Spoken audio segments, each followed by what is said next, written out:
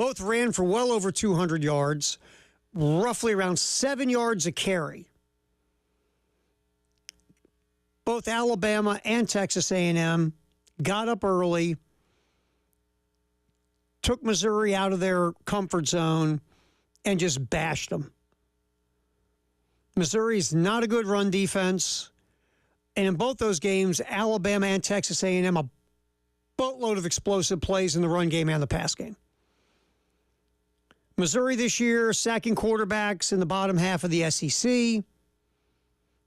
So they're really not getting after quarterbacks. They don't have as many tackles for loss as they did last year. They're not creating havoc around the line of scrimmage and in the other team's backfield like they did last year. And part of it is they lost some dudes and haven't replaced them. Other part is they are replacing their defensive coordinator, who's now at LSU. So, bottom line, in Missouri is just not as good as they were last year.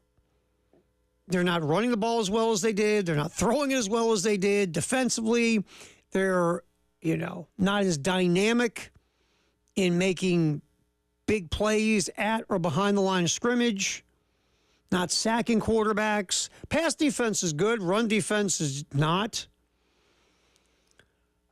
Right now, the way South Carolina's playing and the way Missouri's been playing pretty much all year, and you throw that in with a backup quarterback, a backup center, all these things together should scream a South Carolina win. Now, again, me personally, if I'm a Gamecock fan, I just win by half a point. I don't care. Just beat these bleepers. That should be a T-shirt, Dave. Beat these bleepers. Just beat Missouri. Beat Drinkwitz. Get this out of your way like you had to against Kentucky. Check this box of beating this crew. Because they are, looking at all of this, Missouri is beatable. Even more beatable than 2 years ago, where I thought Missouri would come into Williams-Brice and South Carolina would pull a W. They didn't. But this Missouri team is not as good as that Missouri team from 2 years ago. So this one on paper, this is your shot to beat them. Some of the things that they've gotten you on, physicality, winning the line of scrimmage against you, all those things that Shane and the coaching staff and people have talked about, how Missouri has beaten South Carolina recently, those should be off the board. South Carolina is more physical at the line of scrimmage defensively than they've been in the Shane Beamer era easily, and that's obvious. The offensive line has been getting better. They're more physical. Can they get better overall? Absolutely. I think they're trending in the right direction. Physicality-wise, I think they've gotten better, especially since the bye. Obviously, South Carolina's running the ball really well the last couple of weeks. Rocket Sanders is breaking a bazillion tackles. South Carolina, the combination of how the Gamecocks are playing in the last 3 games on defense, or the whole year on defense, and what they've been doing offensively since the bye the last 2 weeks, and the way Missouri's been playing all year, South Carolina, unless they turn the rock over and revert back to some stuff they did early in the year, Gamecocks should leave the field with a W. And Shane can go out to Eli Drinkwitz, we stand on business, Eli. And then, whatever. That's what it feels like. But obviously, you got to go back up what you see on paper when you walk on the field on Saturday. But yes, this edition of Missouri is not what Missouri was last year at all. We'll be talking more about that as we start to look toward this game on Saturday. We get it cooking. Gamecocks Game Day from the Party Lot at Sound and Images. Our Gamecocks Game Day always sponsored by LexMed Ortho. We get started at 11, go to 1, or around a little bit before 1. Then the SEC report will kick in, giving you a view of the entire conference on Saturday.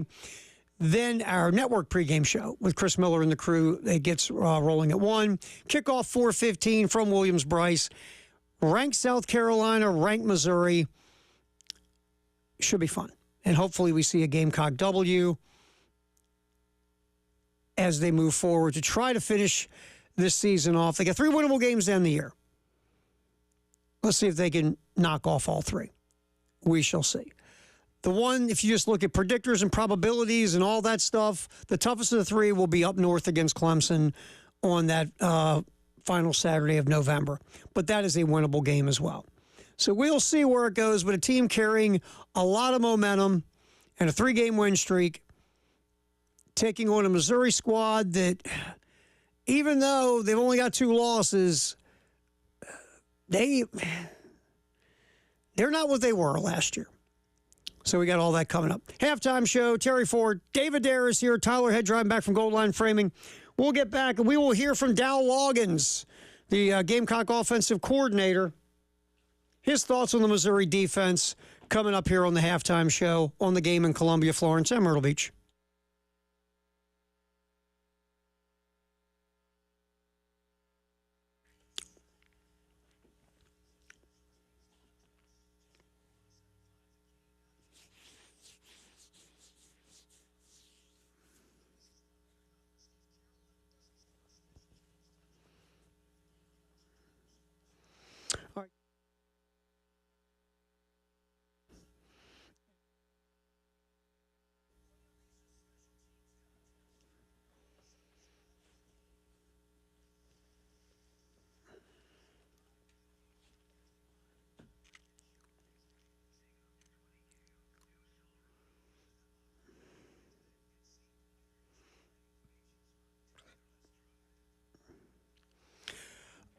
You know, low testosterone, just to describe in one word, sucks. You're a guy, you're getting older. You know, if you are suffering from low T, it could be why you don't have any life drive anymore. Your workouts stink. Your recovery from workouts is awful. You don't sleep like you used to. You can't remember anything. And nothing's good when you start losing testosterone. So if you're going through any of this stuff, to find out if it is low T, just call the Men's Clinic of South Carolina, 803-875-MENS. Set up a free confidential consultation with Dr. Dan and the staff. Go in, tell them your story. If they think it could be low testosterone, they will do some lab work. If it comes back low T, they will put you on a program that is specialized to you to get you back to feeling like you again. 803-875-MENS. Just make the call, go in, get yourself feeling better. Men's Clinic of South Carolina.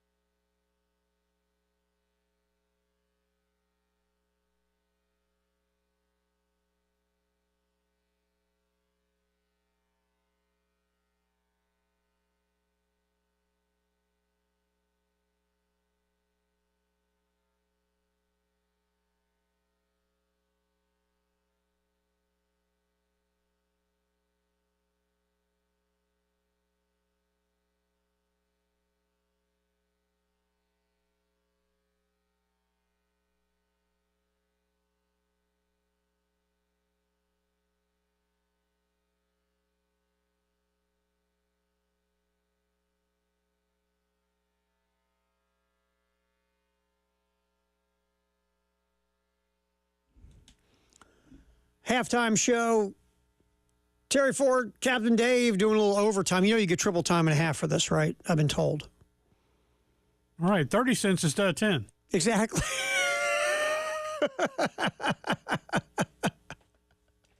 Stop exaggerating. It would be 60 cents. Stop it. Yeah, I know. You exaggerator. All right, Captain Dave helping us out. Tyler coming back from Goal Line Framing, where they took it over today from 9 to noon. We always appreciate the folks at Goal Line Framing putting up with our people, with Tyler and Wes and Chris. I hear Dreamy Josh actually showed up with tickets to give away and stuff. Usually Josh shows up where there's food. It's really a weird coincidence. But so good times over at Goal Line Framing today in West Columbia. Again, we appreciate all the good people over at Goal Line Framing for letting us hang out there for 3 hours and, getting their way. Firehouse Sub, another Gamecock Central takeover in Newberry on Monday from 9 to noon with Wes, Chris, and Tyler. Again, that's in Newberry on Monday. All right, so Dow Loggins talking to the media yesterday. And let's roll up cut one, Dave. Here's Dow talking about that Missouri defense. Yeah, I mean, it's extremely well-coached team. Starting with Coach Drinkwitz, does a great job on both sides of the ball and has for a long time.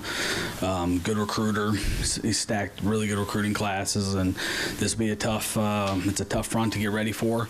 They've had success against South Carolina in the past. Obviously, we had a couple battles with them when I was at Arkansas, and so we're gonna have our hands full this week. It's a good football team. We're looking forward to the challenge. Very interesting. Dow, that one was under a minute. That was 25 seconds with Dow. And now I'm just spitballing because, we have 3 hours to kill. Usually, Dow is good at pontificating on the opposition. Because, again, that's what you do. I mean, you're not going to go on. Dow's not going to get in front of the microphone at a presser and give the other team bulletin board material. You're not going to do it. Wofford, Dow will tell you about Wofford like they're the 2000 Ravens or the 85 Bears on defense. Usually you're always, propping up the other team. Because, again, you don't want somebody from the opposition to go, hey, did you hear that South Carolina offensive coordinator dogging our defense? You don't need that. So you're always going to give love to the other team. But Dow only did 25 seconds of love. There was a lot of general. He didn't give you the, hey, just want to let you know, that kid number 9 coming off the edge is a killer. Or, hey, that guy 15, he creates a lot of trouble with the pass rush.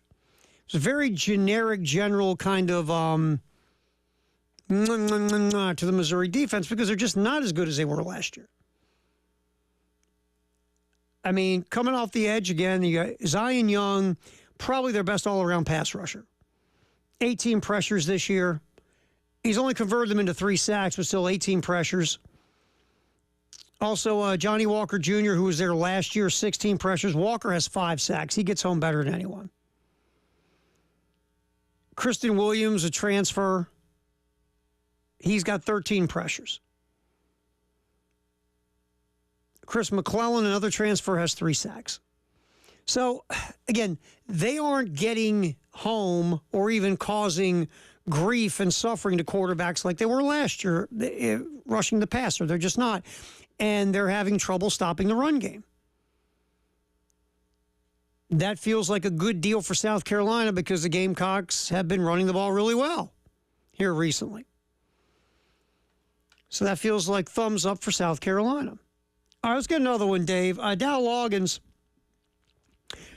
talking about the wide receiver room this year. Again, there's been injury issues for South Carolina, and no one has consistently, week after week after week, stepped up, and part of it is injuries. Mazio Bennett was hurt in the A&M game. Gage Larvadan had been hurt early in the year. Jacobs has had some injury stuff. Jared Brown's been hurt. It feels like the whole thing it's tough to get consistency when people are injured. One good thing about last Saturday was Nick Harbor helped out in the receiving game. And again, Nick has been hit and miss as well. He's learning how to play wide receiver. So here's Dow Loggins, Cut 5, Dave, talking about the wide receiver room for Carolina. We promise. Yeah, when we trust them all. They all have individual strengths and weaknesses, and it's really they choose the depth chart on how they practice, and it's coming down like the standard of like, hey, when you got to play smart, clean football in November, it's really in November like. You want to be a kick-ass football team, you got to figure out ways not to kick your own ass. And sorry for my language on that one, but like those guys set the depth chart and how they practice. And there's also becomes a standard of practice matters, and the way you practice will be rewarded. And if you don't play to that standard, you don't practice that standard, then reps get taken. The best coach, the most powerful tool that we have as a coach is the bench and competition. So you keep bringing in players and they keep competing, and like whoever practices the best or has got the hot hand is going to play. And I mean, whoever really with this wide receiver situation, I totally understand it. No one is head and shoulders over anybody else. Whoever practices best during the week is probably going to get a chance to start. I mean, there's probably a little bit of a pecking order, like a Jared Brown, Gage Larvidan are going to start, and then who's going to be the third one? Will it be Nick Harbor? Will it be Jacobs? You know, we haven't seen a whole lot of Campbell recently. He's another one that, you know, has had a moment or two here or there where he's made a play, but nothing consistent. I do like Dow. You know, watch that mouth, man. You're not in the NFL anymore. But, yeah, I mean, it's just... You know, it would be great if somebody could step up consistently and pop from the wide receivers. In the meantime, the guy that's done it's the tight end, Josh Simon, who's become the obvious go-to receiver on this football team. We talked about coming into the year, we were hoping tight end would be a strength with Simon and Brady Hunt and Michael Smith, the freshman.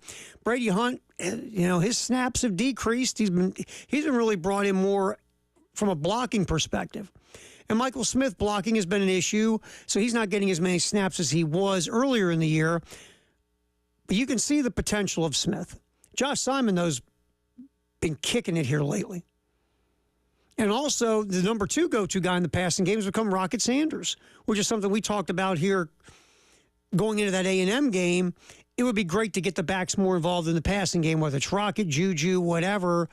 You know, use these guys' ability to, you know, cause mismatches with linebackers or even safeties for that matter. Rockets lined out wide a few times in the last couple games. That causes a mismatch problem. So right now, the number 1 go-to in the passing game is the tight end Josh Simon. Number 2 in the pass game feels like it's Rocket Sanders. And that screen pass last week was a thing of beauty. I had tears running down my eyes watching it. Yeah, it's kind of concerning for me too. But yes, that was a beautifully executed and called screen pass that led to a touchdown. That's what the passing game is. But right now, you're kind of feeling the wheelhouse of South Carolina's offense and Lenore Sellers' comfort level and things of that nature. Is running the football with Rocket and with Lenore's and throwing the ball to the tight end in the back. And every now and then getting the receivers involved. That's where it feels like we're at. Which should be a good enough offense to be productive against Missouri, especially their run defense. All right, let's see. Today's Thursday, right, Dave? Today, Thursday? Yeah, we got Carolina calls tonight at 6 with Shane and Todd Ellis from Backstreet. Again, that's at 6. 7 o'clock tonight, the tip for the Carolina women. They will be going at it with Coppin State. Pregame is on our sister station, ESPN 1320 WISW. Then once Carolina Calls is done, the tip-off at 7 for the women, and the complete entire game and post-game will be right here on 107.5 The Game in Columbia. Let's get back in here. Let's hear from Clayton White. We'll hear from the South Carolina defensive coordinator talking about the game plan, because Missouri, you think it's Drew Pine at quarterback. Could it still be Brady?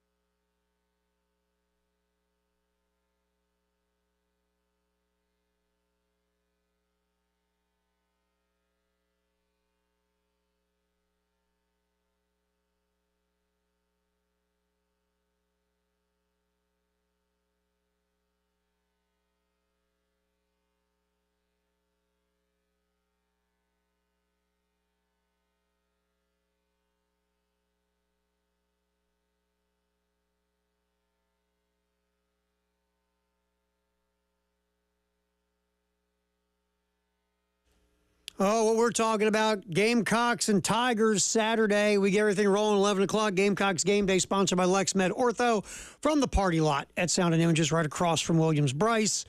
Kickoff is 4:15.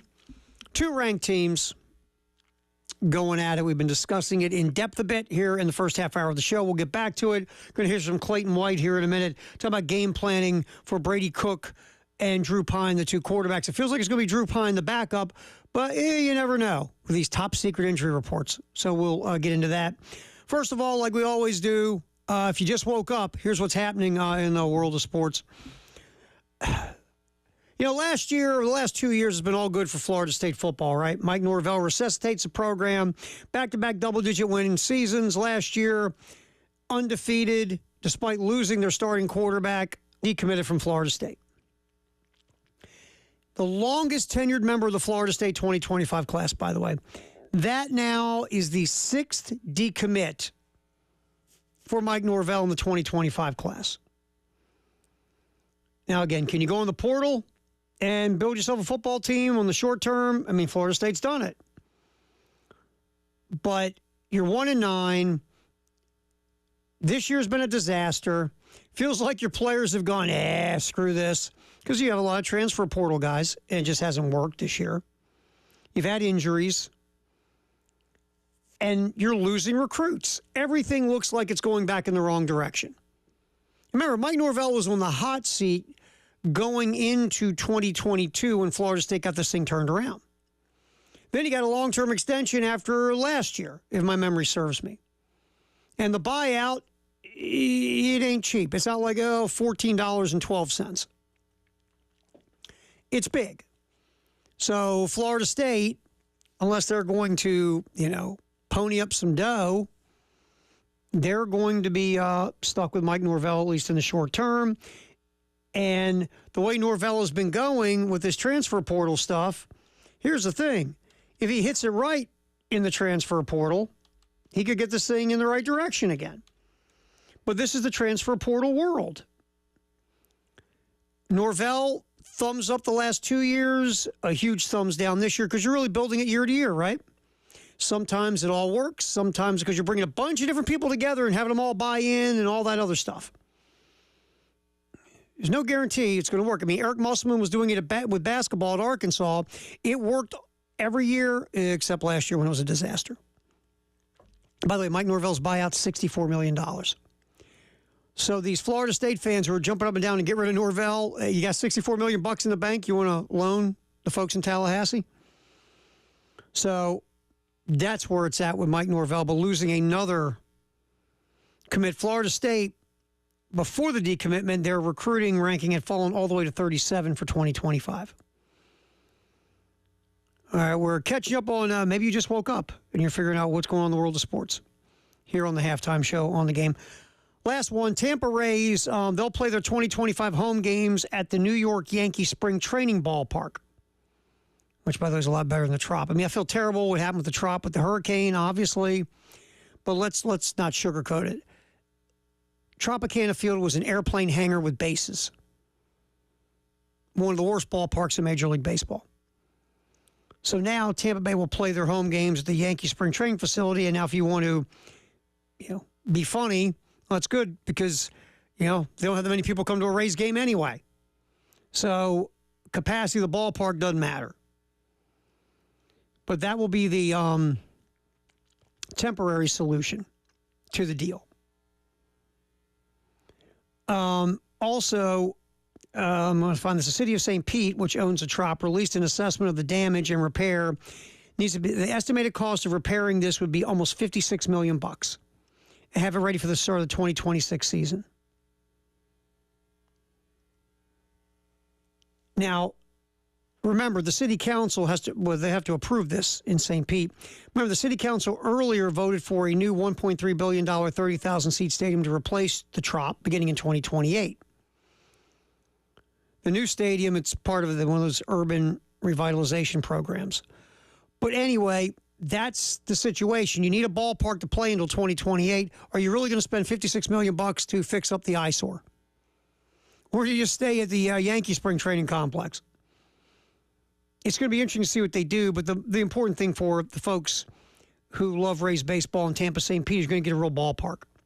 And look, our buddy Heath Klein from that area always said to me, Tara, if the folks in Tampa St. Pete had a real ballpark to go to in a better location, the attendance, you would be surprised how much better the attendance would be.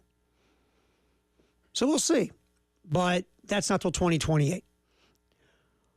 All right, that's what's happened if you just woke up in the sports world here on The Game. All right, Dave, let's hit real quick, get back to Clayton White.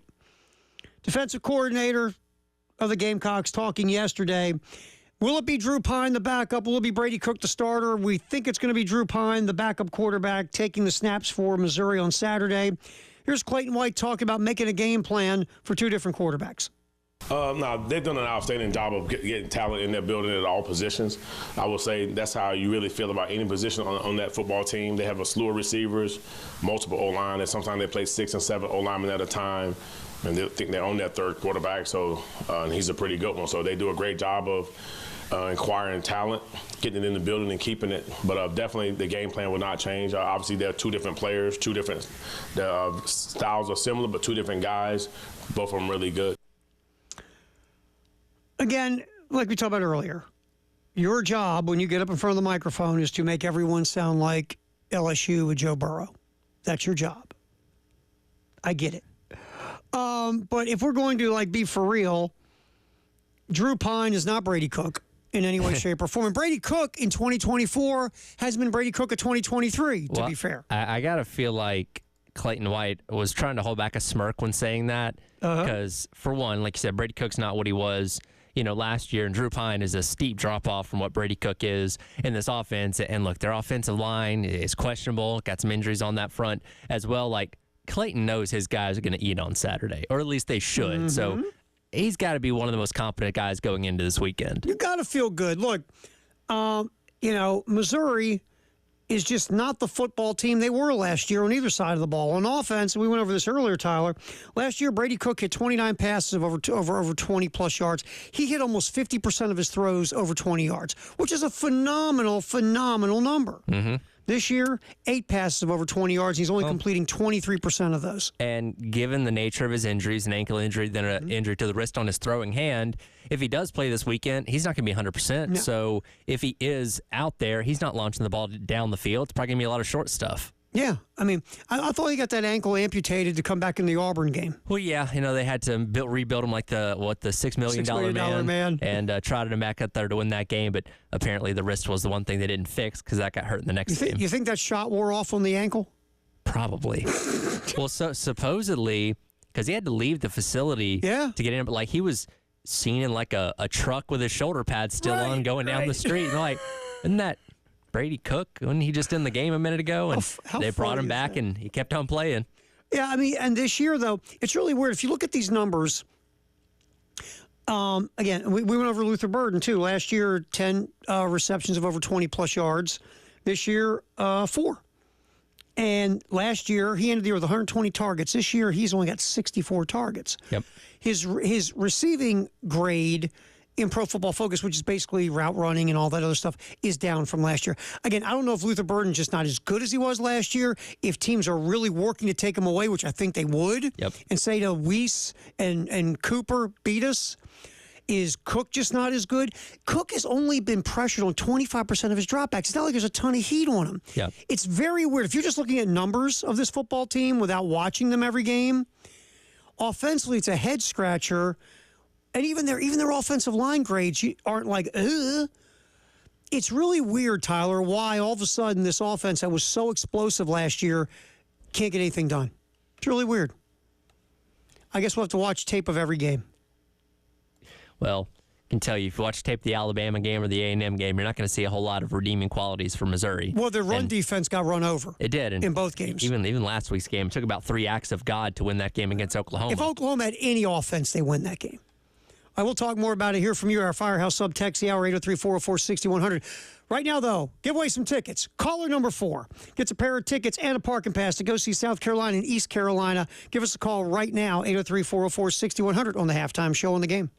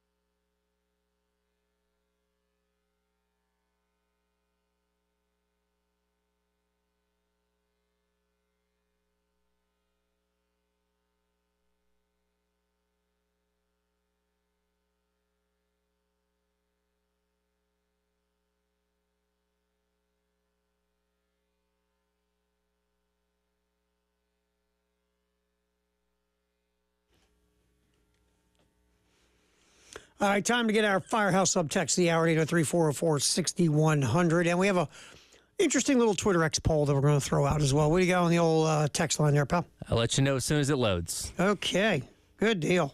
TBD. Well, while we're doing that, we'll go to our little Twitter poll, which is just fun today. Twitter X, I'm so sorry, our Twitter X poll. So at what point do we stop saying Twitter X? I mean, it's got to just become known as X at some point, right?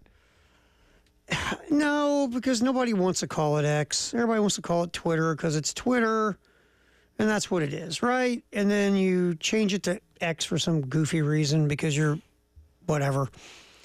I don't know.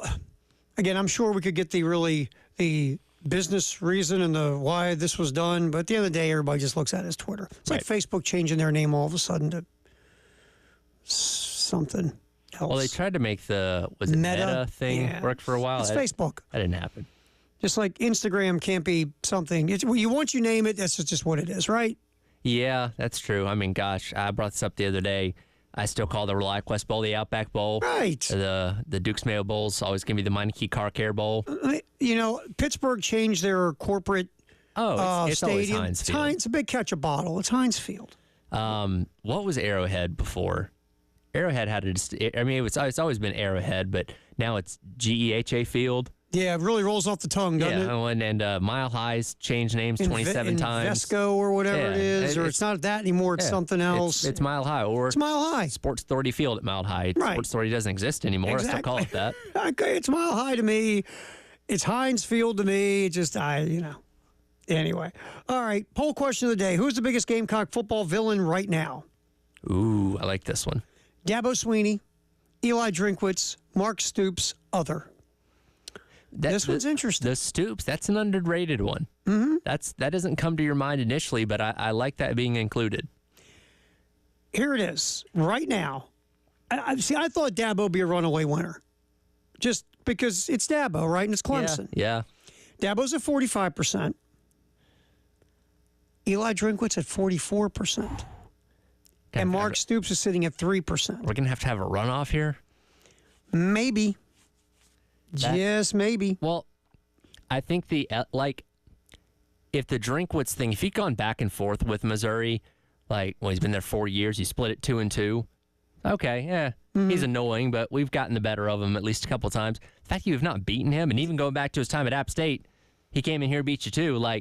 I think that's what makes him really annoying because he's got it on you right now. Right. And it drives you crazy because you look at him and go, that dork has got it over This guy us. is out coaching us. It's like, that's annoying. Brad Crawford, by the way, put up officials. The biggest villain, the refs. It's kind of funny. Yeah, that's kind of funny. That's would probably get a lot of votes themselves. No, we probably should have put that one up there as the fourth one instead of other. So right now it's neck and neck with Dabo and Eli Drinkwitz, which I find quite interesting. So we got their only old Firehouse sub text of the hour. Nameless texter asked, do you think Cook is swimming in circles with that bad ankle? I would assume so. Yeah. If he's swimming at all. If he's swimming at all? I think Though, if you have an injured wrist, I wouldn't recommend swimming, personally. probably not good. So it depends on how far you're swimming and how deep the water is. I guess so. And what kind of tide. Now, if you're going against like a rip tide, it's not a good idea at all. Yeah. Fair question to ask, I suppose. I like that. Very fair question.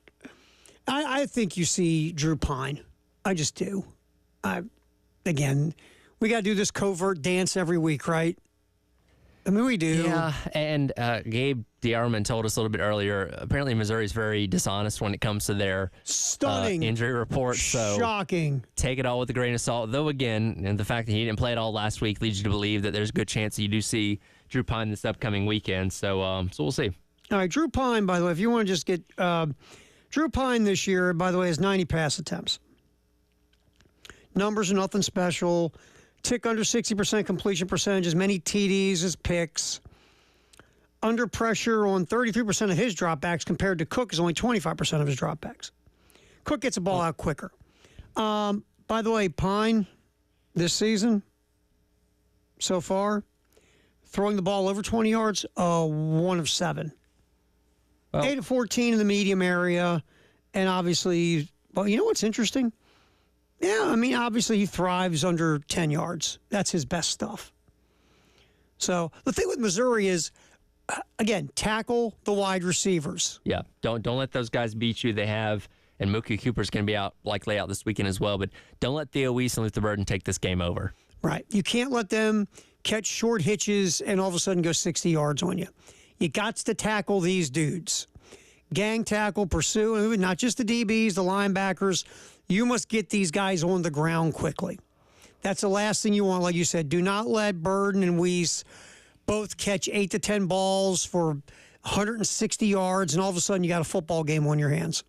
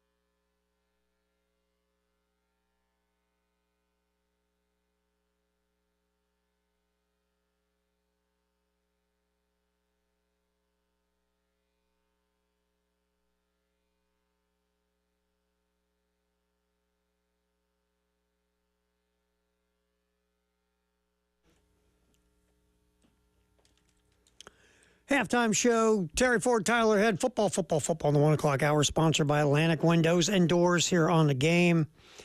Obviously, we've talked a ton of Gamecocks and Tigers in the first hour. 11 o'clock, we get it rolling at the party lot of Sound and Images, sponsored by LexMed Ortho with our Gamecocks game day.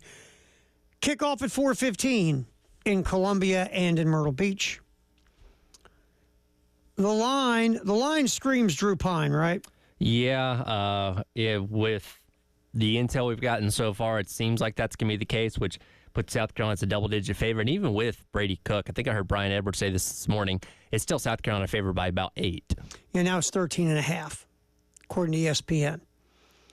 Over-under, by the way, 43.5. I'm almost feeling like it's an under kind of game.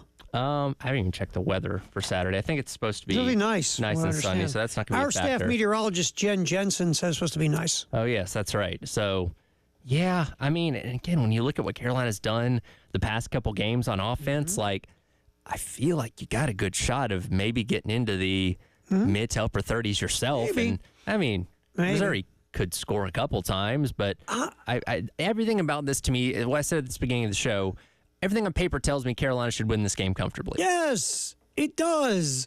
It should feel like a 2-score win. You're never really threatened once you get going. They can't stop your run game. They're starting a backup quarterback who's completed one ball of 20-plus yards, whose overall numbers make you go, and he's on his, 16th team. Mm-hmm. They got some injuries on the offensive line. The one thing about this game, the running back to transfer, I believe, from App State, Noel, the running back. Yep. When he is healthy, has had some good moments this year. I mean, he's averaging almost like 6 yards a carry or something crazy. He just can't stay healthy. No, he can't. He's been dealing with the foot injury, and for the first time in a couple weeks, is not listed on their injury report. When you go back and look last week, it's just clear he's not the same guy that he was at the beginning of the season. Still the team's leading rusher overall, but not quite what he was at the beginning of the year. And you see their losses, he's been bottled up. Even Eli Drinkwitz earlier this week saying they got to get the run game going. Right. So look for them, to try to get Carroll and Noel going, the two backs, Marcus Carroll and Noel. And Noel, again, if he's healthy, he's the better back. And, he has performed well, but when healthy, you need two good feet, right? Yeah, and over the last couple games, Jamal Roberts, their freshman running backs, has gotten about 120 yards in the past 2 games, kind of the third down guy, according to what Gabe Dearman said a little bit earlier on today. So he's somebody you have to account for as well. But again, this isn't like the most prolific rushing attack in the entire nation that you have to cower in fear over. No. I think Carolina can hold their own. Yeah, I think Carolina will stop this offense. And offensively, South Carolina, the fact they want to run it and the fact that Missouri can't stop it. No. I mean, like I said, in the 2 losses, they gave up about 1,000 total yards to A&M and Alabama and almost 500 on the ground. They are allowing 177 yards in SEC play alone this year on the ground. So, again, Carolina should be able to get theirs on the ground Saturday. So the combination of what you do well and they don't do well on defense, right, with the combination that their offense is limping into this game, you should be able to.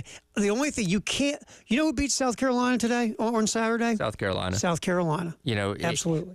If Sellers is putting the ball in harm's way with bad throws, and if he's losing it on carries where it's not tucked in tight, like we've seen, even including this past weekend against Vanderbilt where the ball got punched out, those are the kind of things you give Drew Pine a short field to work with, and he can take that team down there and score a touchdown and suddenly you find yourself in a hole. But if they can do what they've done the past 3 weeks really, and just not make mistakes and not shoot yourself in the foot, you should be fine. I mean, this is one of those football games where you look at Missouri this year. Even the wins have been and if you look at stats aren't everything, I get it. But you look at their stats and where they sit in the SEC and SEC-only games, they are mediocre or below average pretty much in everything. And that is something that does concern me about this weekend because let's look, the Oklahoma game was nuts and could have gone either way, defensive scores and fumbles and all that kind of stuff. Vanderbilt missing field goals at the end of that game against them a while back. It took Auburn soiling themselves. A pick 6 at the very end of that game that ended up costing them. There's something to be said about a team that finds ways to win the games they probably shouldn't win that does make them dangerous. So, again, if you're in a tight fourth quarter game with them and it's tied or a 3-point game going in those last couple minutes, they have a way. for whatever reason, football gods, whatever you want to call it, of finding ways to win these kooky kind of games, you need to put them away like A&M and Alabama. That's what I was going to say. You got to follow the blueprint of the Tide and the Aggies and just kick them in the face right off the bat. Get a double-digit lead and take them out of everything, and just keep your foot on the gas and run them over. Because you're right, you leave them in the game in the fourth quarter. Weirdness has been going on with Missouri, but their 2 losses, they just got bum rushed right off the get-go, and they couldn't stop either Alabama or Texas A&M's offense. They both ran the ball really well, and then what they did off of running the ball really well, they started to kill them in the passing game too. Yep. 1,000 total yards by those 2 offenses combined in the wins over Missouri. So that's the key here. Jump on them early, and by the way, keep hitting them and don't let them up until the horn goes off at the end, so to speak. All right, Dow Loggins talking to the media yesterday, the Gamecock offensive coordinator. Here's Dow talking about just the offense gelling. Cut 8, Tyler. We got to play. We don't get preseason games. So they got to go play together. It's the only way to fix it. It's the only way to do it is you practice the right way, and practice execution becomes game day reality, just like Josh said. And so for us, it was easy for us to stay process oriented, because everyone else wants to look at stat lines and scores and all other crap. Like, I learned this from Matt Hassel back in 2011. He just came from Seattle. He said you gotta win as you build. You got to win as you build. Sometimes you got to find an ugly way to squeak a win out against a good team on the road in the SEC. And that, to this point, to make us relevant in November, that's what we've been able to do. And that's the only thing that matters. We're not into style points. We're into wins. So we've been able to do that. And then it kind of started, we kind of started figuring out LSU in the first half, and we couldn't close the game out. And you go to Alabama and go play a really, really freaking talented team. And you see how they're just getting better every week, too. And Kane Womack's such a good defensive coach. But we kind of figured out in that we had some moments of like, hey, wow, we could be pretty good. Then we go to Oklahoma, and we had the Ole Miss game and didn't play the way we needed to. And you go to Oklahoma and you win a game on the road versus a really good defense that continues to play well defensively, and you just find a way to win. And then all of a sudden, like, as you start to build confidence, as you start to find ways to win, you start to build confidence, and that's what we've been able to do the last 2 weeks. Now, all that doesn't mean anything if we don't play well this week. We got a huge task and a good defense that's got a really good record. So the message last week was like, hey, great win against Texas A&M, guys, but none of it matters if you don't beat Vanderbilt. And the same message this week, like, you guys are getting better, and we're getting better, and that's the most important thing, is control what you can control and get better. But it's another huge SEC game, so we got to go do it again. Yeah, I mean, win as you build. I get it, absolutely, but you just got to keep on the path you're on, and you can't go back to making the mistakes you made earlier in the year, which, to South Carolina's credit, they pretty much stopped. Yes, Sellers put the ball on the ground against Vandy, stayed clean turnover-wise against Oklahoma, almost had the turnover against A&M that got turned back on the penalty. They've been playing pretty clean football. And I'll go back to something you said earlier when you played the cut about him talking about Missouri's defense as I was climbing up the 12 stories of the parking deck trying to find somewhere to park, come back from goal line. But, Dow Loggins usually is really good at going in-depth about opponents. Man, this guy's coming off the edge. They got this guy, cornerback, linebacker, whatever, just really paying the compliments. He didn't do that here. For one of the first times this year, I think he's really coming to this weekend very confident in what they have offensively, because they've shown you over the past 2 games that they've been able to do it consistently. They found their sweet spot moving forward. I think they see what they got with the run game, a healthy Rocket Sanders, and Oscar Attaway is a changeup. And the passing game and the running game, obviously Lenore Sellers is a huge component as well. And the passing game is Josh Simon, number 1, Rocket Sanders, number 2, and then if a receiver's open, okay, I'll chuck it to you. It feels like they've kind of found the swerve. As long as you do not turn the ball over and manage the game like you have the last 3 weeks, Lenore Sellers, I feel like they found their path for right now. Now, can this expand? Sure it can. But right now, it feels like Sellers is very comfortable throwing to Simon, very comfortable throwing to Rocket. I give Dow credit for putting Rocket out wide in some packages to cause a mismatch. And a healthy Rocket Sanders breaking tackles and running for over 100 yards. And Lenore Sellers also being a weapon in the run game. That's where this thing is right now. And as long as you manage the game right, Don't do anything that's going to put the ball in bad situations where you can turn it over. I think you win this football game.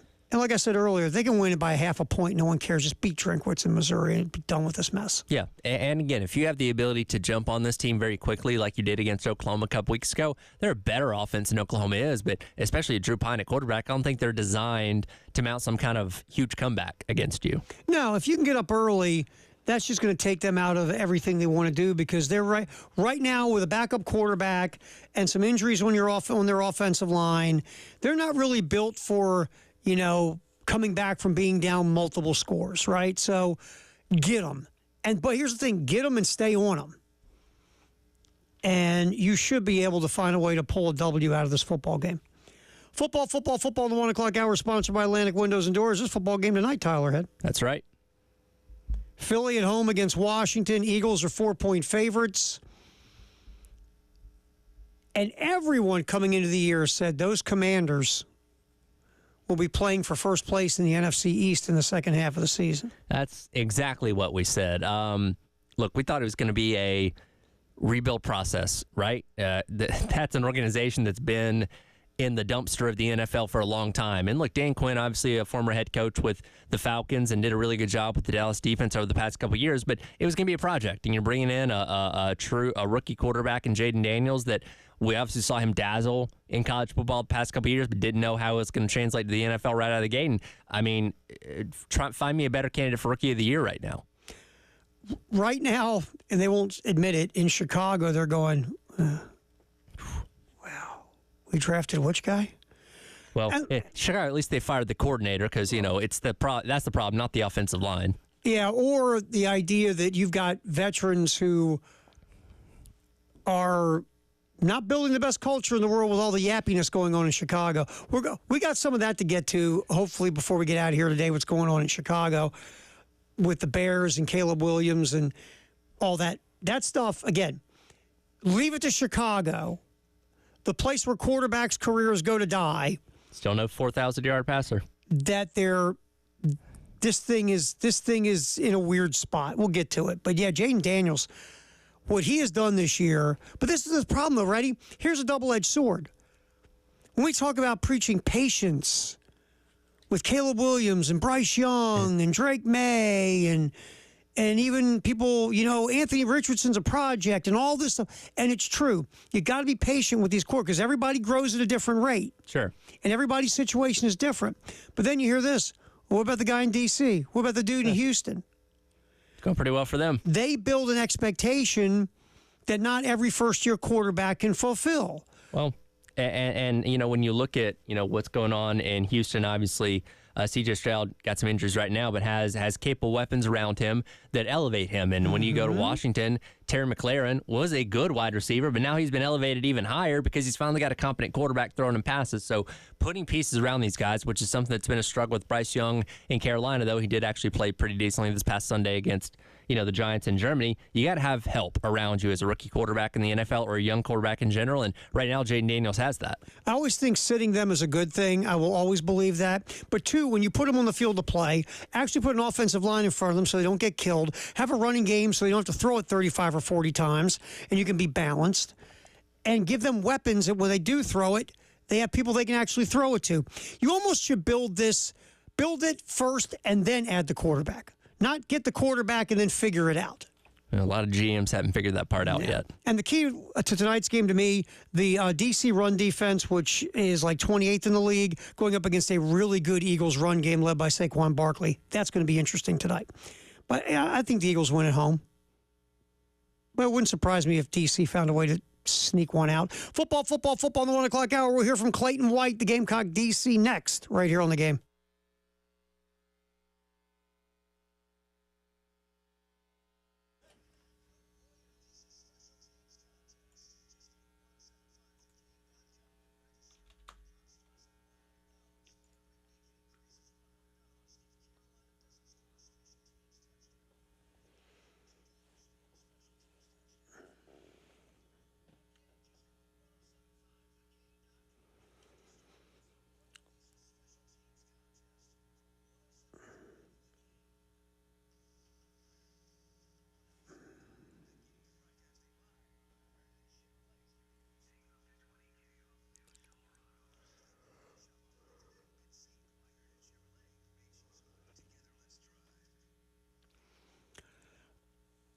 You need to go to the Nest if you're looking to do any type of improvements to your home, new appliances, new tub, fixtures, lighting. You just walk around the showroom.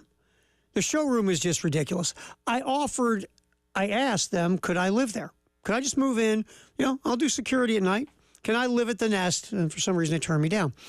But, I mean, really, it's stunning. 1331 Gadsden. You just call 803-978-2025. And if you want to do some things to your home, like you want to just, for example, get new lighting, you call. They have experts in every field at the Nest, over almost 7 years of experience at the Nest. You call, say, I want to do some lighting. Here's my budget. Here's my vision. You come in, set an appointment, go through that beautiful showroom, talk about what you like. They'll match you up with your taste, your vision, in your budget. Again, it's the Nest, 803-978-2025 on Gadsden and the Vista. Make a call, make an appointment, go in, set up your vision for your home.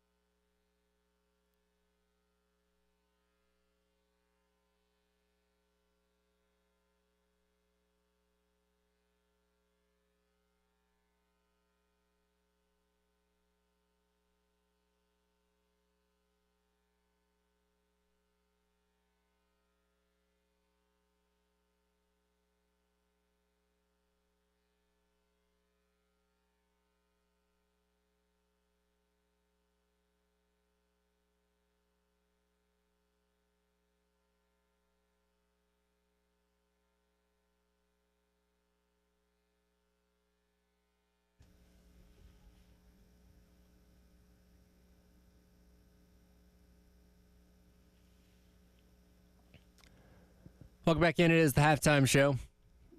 Tyrod and Terry Ford along with you on this Thursday. Continue diving into this matchup between South Carolina and Missouri coming up on Saturday. I want to get into a little bit of what Clayton White had to say yesterday, referencing something that Beamer brought up in his presser on Tuesday in reference to the physicality that Missouri plays with in this matchup. We don't have a lot of time to really keep harping back, so it was part of our introduction.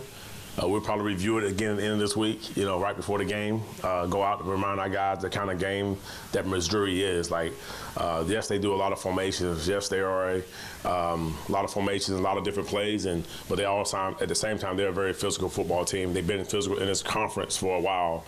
They played good in November. They played physical. They won their bowl game against Ohio State. So we hit it at the beginning of the week. We hit it at the end of the week, and then obviously every day at practice.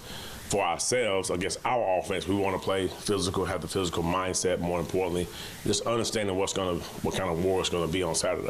And again, it's another one of those things that when you look at these two teams on paper and what they've done this year, it's very clear that South Carolina is the more physical team based on results we've seen through the first 9 games of the season. But when you look at the history of this matchup in the Beamer era, so going back over the course of the, last 3 seasons, Missouri's dominated the line of scrimmage, and they've owned South Carolina physically in a lot of different areas. Looking at this from the perspective of their offense, their O-line has allowed less than 1 sack per game against South Carolina under Coach Beamer. They've also ran the ball for 178 yards on average against Carolina. Remember last year where Cody Schrader went out there and just had his day on South Carolina's defensive unit? So that is something that this group has done consistently over the past couple of years. Obviously, Cody Schrader's gone now.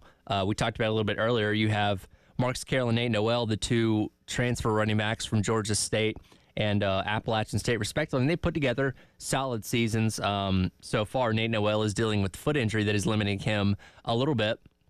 And Marcus Carroll, more kind of their short yardage guy, not somebody that you think is going to go out there and break off long runs. And again, when you look at what the last 2 matchups have been for Carolina against the likes of A&M, who was one of the better run teams in all the SEC, they held them at bay. And they didn't let them really do a whole lot on the ground. So it makes you think that South Carolina is certainly built to stop the ground attack that Missouri is going to try and instill in this game. And then, of course, South Carolina's pass rush has not been slowed down by anybody this year, so no reason to think they're not going to be able to get back there and affect Brady Cook or Drew Pine or whoever's playing quarterback for the Tigers. The only thing because I think South Carolina's defense, if you look at this matchup, should be able to slow down, stop, contain, whatever you want to call Missouri's offense. The only thing, we talk about tackling Burden and Weiss, right, the wide receivers. The only other thing that could be an issue is every now and then South Carolina has a coverage bust, whether it's a lack of communication in the back end, sometimes peeking in the backfield, getting beat on a double move, whatever, losing your discipline, so to speak. But if South Carolina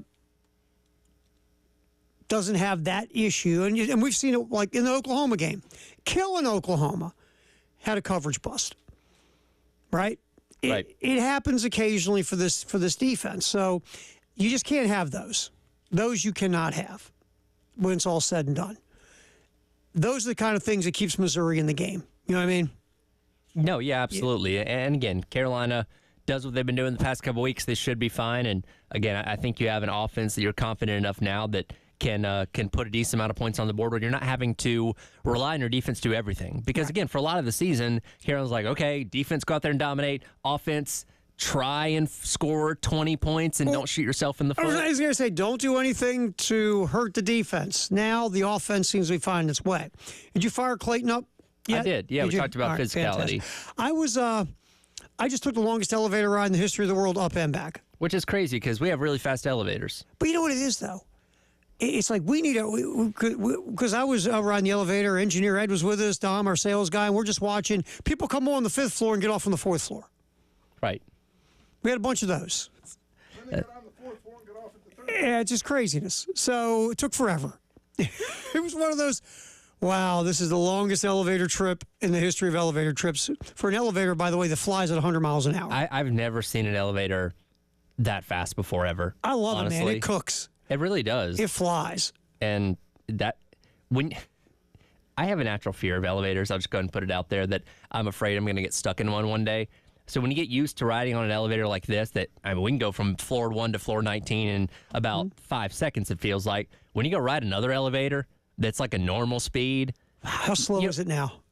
Do you ever get that panic? Like because if you've ridden enough elevators, you kind of know, okay, it's going to go up, the number's going to change, then at about 3 seconds later, the door opens. Some of them take longer to open, and like it doesn't do that bump thing, and you're just kind of sitting there, and you're like, oh no, this is the time. It's going to happen. It's happening now where I'm stuck, and then by the time you've started to plan your escape, the door's open. I don't get panicked like that. Do you get therapy? I'm not a fan of elevators. Therapy? I'm not a fan of We elevators. got to get you some therapy. We really do. Between this whole, between the fear of the elevators and your whole thing with the superstitions and some of these other little things you got going on, we have in our medical benefits. Yeah, forget it. Never mind. Maybe I need men's clinic. You think you're too young? You're too young for the men's clinic. Something. I got stuck in the elevator here. I told you. You told me in that. How scared were you just from me telling you that story? At least you had pizza, so there was that. That was the funniest part. I go get, because again, I love pizza, except Chuck E. Cheese. I love pizza. So I'm sitting there. I got me a nice meat lover pan, small Pizza Hut. Yeah. Coming up, do some work on a Saturday. It's flying up like always. Stops and then it stops. And I thought, okay, it stopped at the 11th floor. I figured, okay, somebody's getting on from the 11th floor. It went to start, stalled. And I'm like, seriously? Really? Really? Okay. So I called down the front desk because I got the number. Hey, elevator's stuck. Where? We're on 11th floor. Don't move. We're going to I'll call the building guy. Like, dude, I got a pizza and a cell phone. I'm good. He's camped out. I ate like a slice and a half. It took about 15, 20 minutes to get me out. You would have been losing your mind. Probably. Yeah. I'm not necessarily claustrophobic, but the thought of being inside an elevator, it's not moving, and it's got to take firemen to come pry you out. It's not the most pleasant thought. Well, my thought was, you've seen all these bad movies where people climb out of the top, right? Yeah, sure. I thought I was going to climb out of the top, which meant I had to sit my pizza down, which aggravated me. Yeah, that's true. You couldn't exactly be John McClane in that instance. Exactly. I can't shimmy up the rope doing Die Hard with a pizza in my hand. Wasn't happening. So, and the funniest part of it all, the building guy here, Jim, is like almost 70s, like late 60s or something. Yeah. So they call him, and I'm like, okay, he's got to, probably, like you said, call the fire department, call somebody, and they're going to get me out of here. The door starts opening. I swear if I'm lying, may lightning strike our engineer, Ed. I know you're hoping I'm lying right now. Telling you the truth, the doors open. Jim is prying the doors open. With his bare hands, like a man. He had his hands on. He's pulling it open. And I'm like, oh my God, he's like an Avenger. Look at this dude. He's like 60, late 60s. He pulls it open, and I had to step up. It got stalled. Yeah. Right? It just wasn't even. It never stops perfectly between floors. No, it just wasn't even. But yeah, so, yeah, elevator story. Jim, my hero. I hugged him. You're my hero. Want a slice of my pizza? There goes my hero. All right, so we're doing football, and elevator talk in the 1 o'clock hour. Atlantic Windows and Doors. Interesting goings on, obviously, in the college football world, the college football playoff. We'll see what's happening after all the dust is settled in the world of college football for this Saturday. There's a story that's very interesting to me. I was reading in The Athletic about Deion discussing his son, Shador, in the NFL draft. And Deion's thoughts on his kid and what team he would go to. And I'm reading it, and I'm like, wow, Deion makes tons of sense. And it really creeped me out that, like, you stuck in an elevator. We'll get to that next in football in the 1 o'clock hour. Also continue our talk, South Carolina, Missouri, right here on The Game.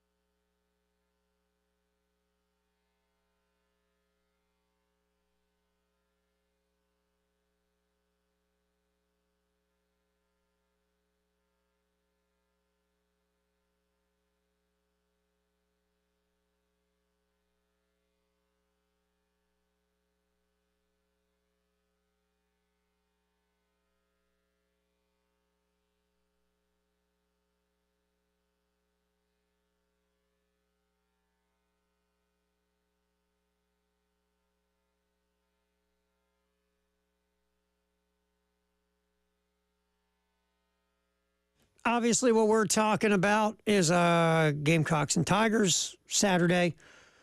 We get it going. Gamecocks Game Day sponsored by LexMed Ortho at the party lot of Sound and Images, 11 a.m. Like I said, kickoff 4:15.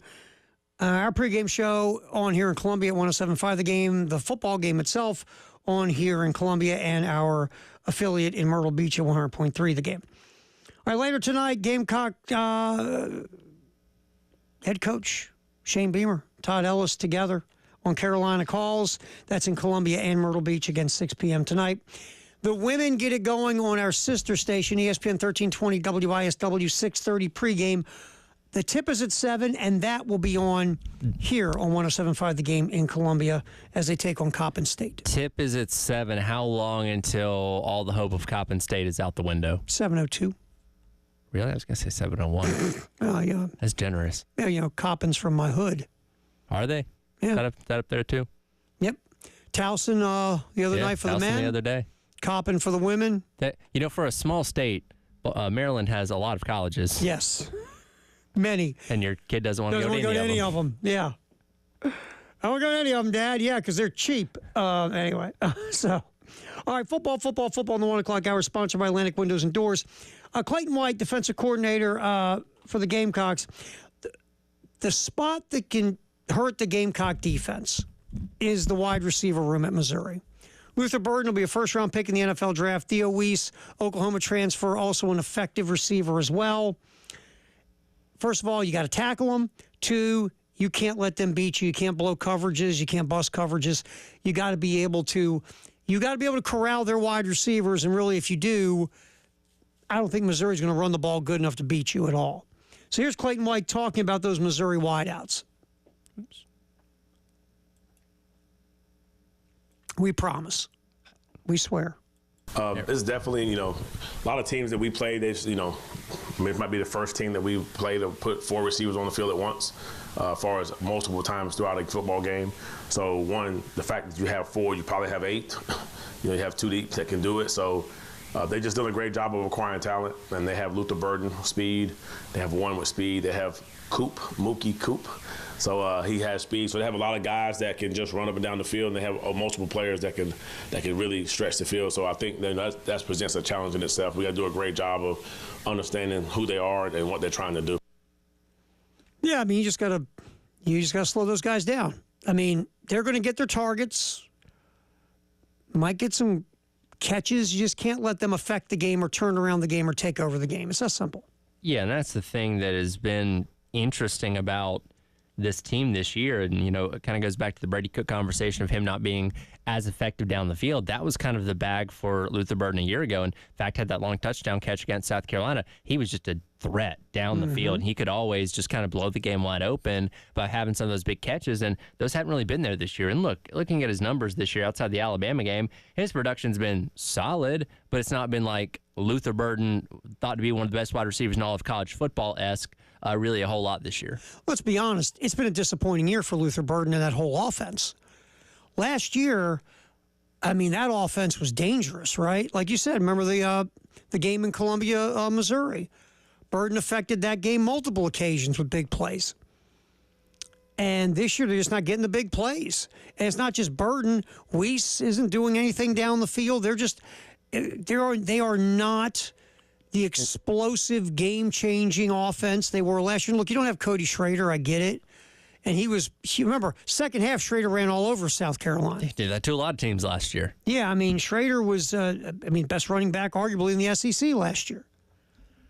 This year, I mean, you look at people are back. Luther Burden's back, Mookie Cooper, Theo Weiss, the tight end Norfleet. They've got all their weapons back. The offensive line added some transfers, some guys that were still there left over. I mean, the guy you attack is, I believe, Marcus Bryant. The offensive tackle's given up a ton of pressures. Either that year. or the backup center that's never started a game before. Yeah. It's going to be, was that Drake Heinmeyer or whatever his name is? Heismeyer, one of those. Either way, he's a fifth-year senior, never started a game. So imagine attacking the interior. The defensive line's going to be ammo for Saturday. Yeah, so, I mean, it's been very weird this year. And the offensive line, again, Pro Football Focus isn't an end-all, be-all, but you look at the grades, like the grades aren't like you go, oh, there's the obvious problem on this football team. But it just hasn't, it hasn't been firing on all, you're a race car guy. It's like, the pistons aren't firing right. You can't get this thing in gear. Yeah, being down a cylinder. Yeah, it's just very bizarre. Because all of it's there, right? Yeah, you would think. And Drinkwitz is an offensive guy. And it's just like the defense. You lose your DC. And I get that because that defense was, that's what they lived on with Baker as a defensive coordinator before he went to LSU. Havoc plays, tackles for loss, sacks, affecting the football game at the line of scrimmage. So you change your DC. So you go like this. Okay, I get the defense isn't as good as it was last year. You lost some dudes to the NFL. You didn't replace them like you were hoping. I understand the defense. The offense makes no sense to me, bro. Yeah, that's kind of the thing. Whenever you look at whatever the history for the head coach is, you always kind of say, okay, well, they're always going to be able to fall back on that side of the football when things aren't going well. Because, again, that's his MO. That's what should be the best unit on the team. And, unfortunately, that's just not the case for Missouri as of right now. And, again, not trying to play this game on paper, but everything about this game going in tells me South Carolina should have no problem. Yes. But again, like you said, it's not played on paper, but paper looks pretty good for the Gamecocks. It's football in the 1 o'clock hour, sponsored by Atlantic Windows and Doors. Here on the game, Terry Ford, Tyler Head on the halftime show. Okay, Deion Sanders was on one of these, get angry and scream and yell at each other shows on Fox Sports 1, the Speak Show. I would say, can you name any of the Fox Sports 1 lineup? No, I can't. I know Colin Cowherd is there. And that's all I got anymore. I don't know. I don't know what they're doing over there because I don't watch that mess. Yeah. I just don't. Deion was on the show. Oh, Keyshawn Johnson's on one of them because he's hearing the story. Keyshawn asked Deion, would he step in during the draft process if the wrong team drafted Shedeur Sanders, sort of like the Mannings did for Eli when the Chargers drafted Eli, and they said, he's not playing for you guys. It was very interesting what Deion said. He goes, quote, yeah, but I'm not going to do it publicly. I'll do it privately. I'm going to be a dad till the cows come home, and I'll do the same thing with Travis Hunter as well. So they asked about Shedeur a little bit more, and here's what he said, what Deion was looking for when it comes to his son's NFL team who drafts him. Quote, somebody that can handle the quarterback, or that can't handle the quarterback that Shedeur is, somebody that can handle understanding what Shedeur is capable of, someone that's had success in the past handling quarterbacks, or someone and an organization that understands what they're doing, not just throwing you out there amongst the wolves where you don't have support or the infrastructure. Bam! Yeah. How about that guy? No, I think he's spot on there because Nailed when it. you look around the league, let's look at Bryce Young, for example, who's not even 2 years into his time at Carolina, and they're ready to run him out of town because he's not been able to put up good numbers, but at the same time has not had a whole lot of help around him. So you go to one of these organizations that has a history of doing those kind of things, they're going to choose Shedeur up and spit him out before he ever has a chance. So I can understand Deion Sanders, who, again, has a wealth of knowledge about what it takes to be in the league and, what it takes to stick around the league as well, obviously. That's good insight from him because he knows and we've seen what Shedeur's capable of. Even not having a good offensive line in front of him, he's still been able, on his athleticism and ability, to help win games for Colorado. So that can certainly translate over to the NFL. But again, you just don't want him in a bad situation where they're not going to allow him to succeed. We've seen quarterbacks' careers get totally wiped out by bad organizations and bad teams. And then they told a story. I forgot about this story. When Deion was coming out in the draft, the Giants, they asked all their draft prospects to take 2-hour psychological assessment at the combine. And once Deion heard the Giants had the 18th pick, he said, nah, I'm good because I'll be gone before then. I'll see y'all later. I ain't got no time for this. That sounds like Deion. So it totally does. But we criticize Deion at times for some things that have gone on in Colorado. But what he said about his kid was spot on, man. That was right there. By the way, I know we're not talking about nearly as much. They're 7-2. Mm-hmm. They're in the top 20. They still got a shot at the playoff. Mm-hmm. They have more than exceeded expectations and deserves credit for that. Isn't it interesting that there's been all that shine last year that was not worth it? Now, when you're worthy of the shine, everybody's moved on to something else to shine on. If the Rock's on the sidelines for this year's team, all right, that makes sense. Mm-hmm. But last year's you do know they barely scraped by a bad Colorado State team, right? And they blow a 100-point lead to a bad Stanford team? That's right. All right, we're going to have some more tickets to give away for women's basketball. Sunday against East Carolina, we'll have another pair of tickets and a parking pass to give away here in a little bit. We'll come back. More trophy talk, Dave. Dave dug up some trophy stuff for us, Tyler. We're going to get into that next. Getting down to the bottom of the bottom trophy. Halftime show. Terry Ford, Tyler Head, also Firehouse Sub. Text the hour coming up. 803-404-6100 on the Halftime Show on the game.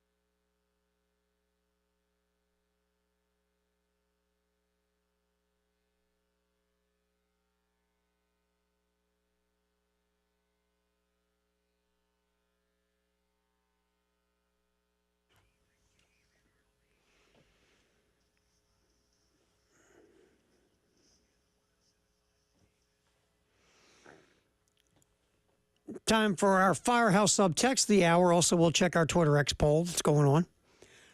And trophy information, breaking trophy news from Dave Adair, our trophy correspondent. Well, yes. Dave is, for those that don't know, Dave is really good at finding out information you didn't ask about. Yeah, it's perfect for it. He will present you with the most random things at times, but we love him for it. Oh, yeah, Dave. When Dave comes to the glass and walks in, he's got a paper in his hand. You're about to learn. I know it's info that I had no clue about. So what we got there on the old Firehouse subtext line, 803-404-6100. David says, I agree with everything y'all are saying, but as a lifelong Carolina fan, still worried this could be a trap game. I know. I've heard that this week.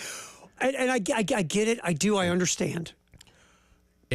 I do. So do you. We both understand. We could sit here and say it's the craziest thing. Every single player on the Missouri team has a broken leg and 2 broken arms.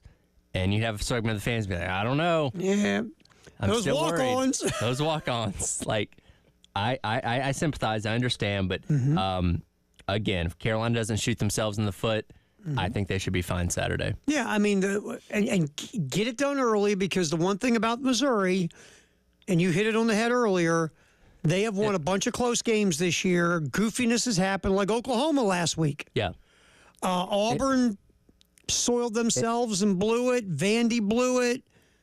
I mean, teams have had Missouri done in the fourth quarter but couldn't close the deal in a close game. Ideally, and obviously you cannot plan for opportunities when you take the ball away on defense. But if you jumped out 21-0 in the first 5 minutes of this game, like Oklahoma, I'd feel pretty confident in saying that Missouri's not coming back from that. Right. Yeah, I agree. Because they just right now offensively, they have a ton of issues. And if you can get up on them and then just run the football, because they can't stop the run, and then you should get some plays possibly down the field in the passing game because they can't stop the run. They're trying to stop the run. Things could work out well for you. Here's the goal for this weekend. Make it where Eli Drinkwitz has nothing cocky to say at halftime. Yeah. Yes. I mean, Missouri, to the point we were talking about, you look at their season at 7-2, barely survived. Really, they remember Boston College had them and couldn't close the deal. Yeah, they came back from 11 in that game, I believe. Vanderbilt missed. I think that was Vandy's kickers, one of only his couple misses on the entire year. Remember, he also missed that kick against Virginia Tech in regulation. And then, so missed those kicks there again.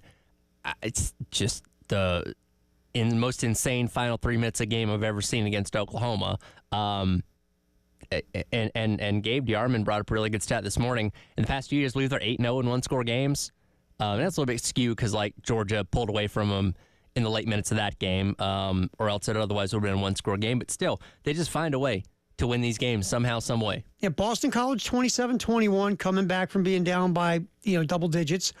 The Vandy game they should have lost. They won 30-27 in overtime. Same thing with the Auburn. Auburn was up, 17-3 or something crazy like that? Yeah. And Auburn couldn't close the deal. Well, and again, that took a pick six at the very end of that game. And then that weirdness you talked about with the Oklahoma game. Basically is this: step on them early and step on them often, and you should be okay. Yep. Appreciate the text. Totally understand where you're coming from, David. We get you. 803-404-6100 Firehouse subtext the hour. We do them every hour, so hit us up.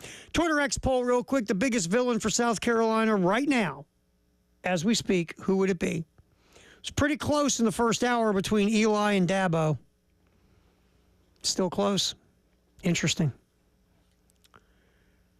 Poll question: who's the biggest Gamecock football villain right now? Eli Drinkwitz at 44%. Dabo's at 43%. Mark Stoops is at 3%. Like, Dabo obviously says his share of things that we poke fun at, but, like, Dabo's not the same level of annoying, I guess, that Drinkwitz is, because I don't think Dabo goes out of his way to try and needle. He just says things that are a little, like, out there, like, what the heck are you talking about, man? But, like, Eli Drinkwitz is very clearly trying to get under people's skin when he says certain things, and that's what's annoying about him. Yeah, right now, on the other category, we've got a couple for the refs. Votes for the refs. I get it. I mean, it's funny, though. A few of the folks who have commented, it's always Dabo. Disappointed in 47% of the poll takers at the time of my vote. It's Dabo. Oh. It's always Dabo. Always has been and will be Dabo. How can anybody not vote for Dabo? Let me think about it like this. If Dabo was not the coach of your in-state rival, if he was the coach of Kansas State. No one would care. Would you have an opinion on him? Probably not. But the fact that, he's the coach of your rival, that certainly amps it up a little bit. But, like, Eli Drinkwitz is disliked by pretty much everybody. You know what I mean? Even his family. Exactly. Right already, we've only had this going for about 2 hours, 322 votes and almost 1,900 views, so keep it going. We appreciate your input. Thank you very much. And we didn't get time for our we'll get to our trophy news. Yes. This is important stuff about the Bonham Trophy, the Mayor's Trophy, and ready, the Hardee's Trophy. Okay. We got that from our trophy correspondent, David Dare. That's coming up on What's Trending at 2. Sponsored by Traditions Fine Jewelry and Gamecock Traditions. We'll continue to talk Gamecocks and Tigers right here on the Halftime Show with Terry Ford and Tyler Head on the game in Columbia, Florence, and Myrtle Beach.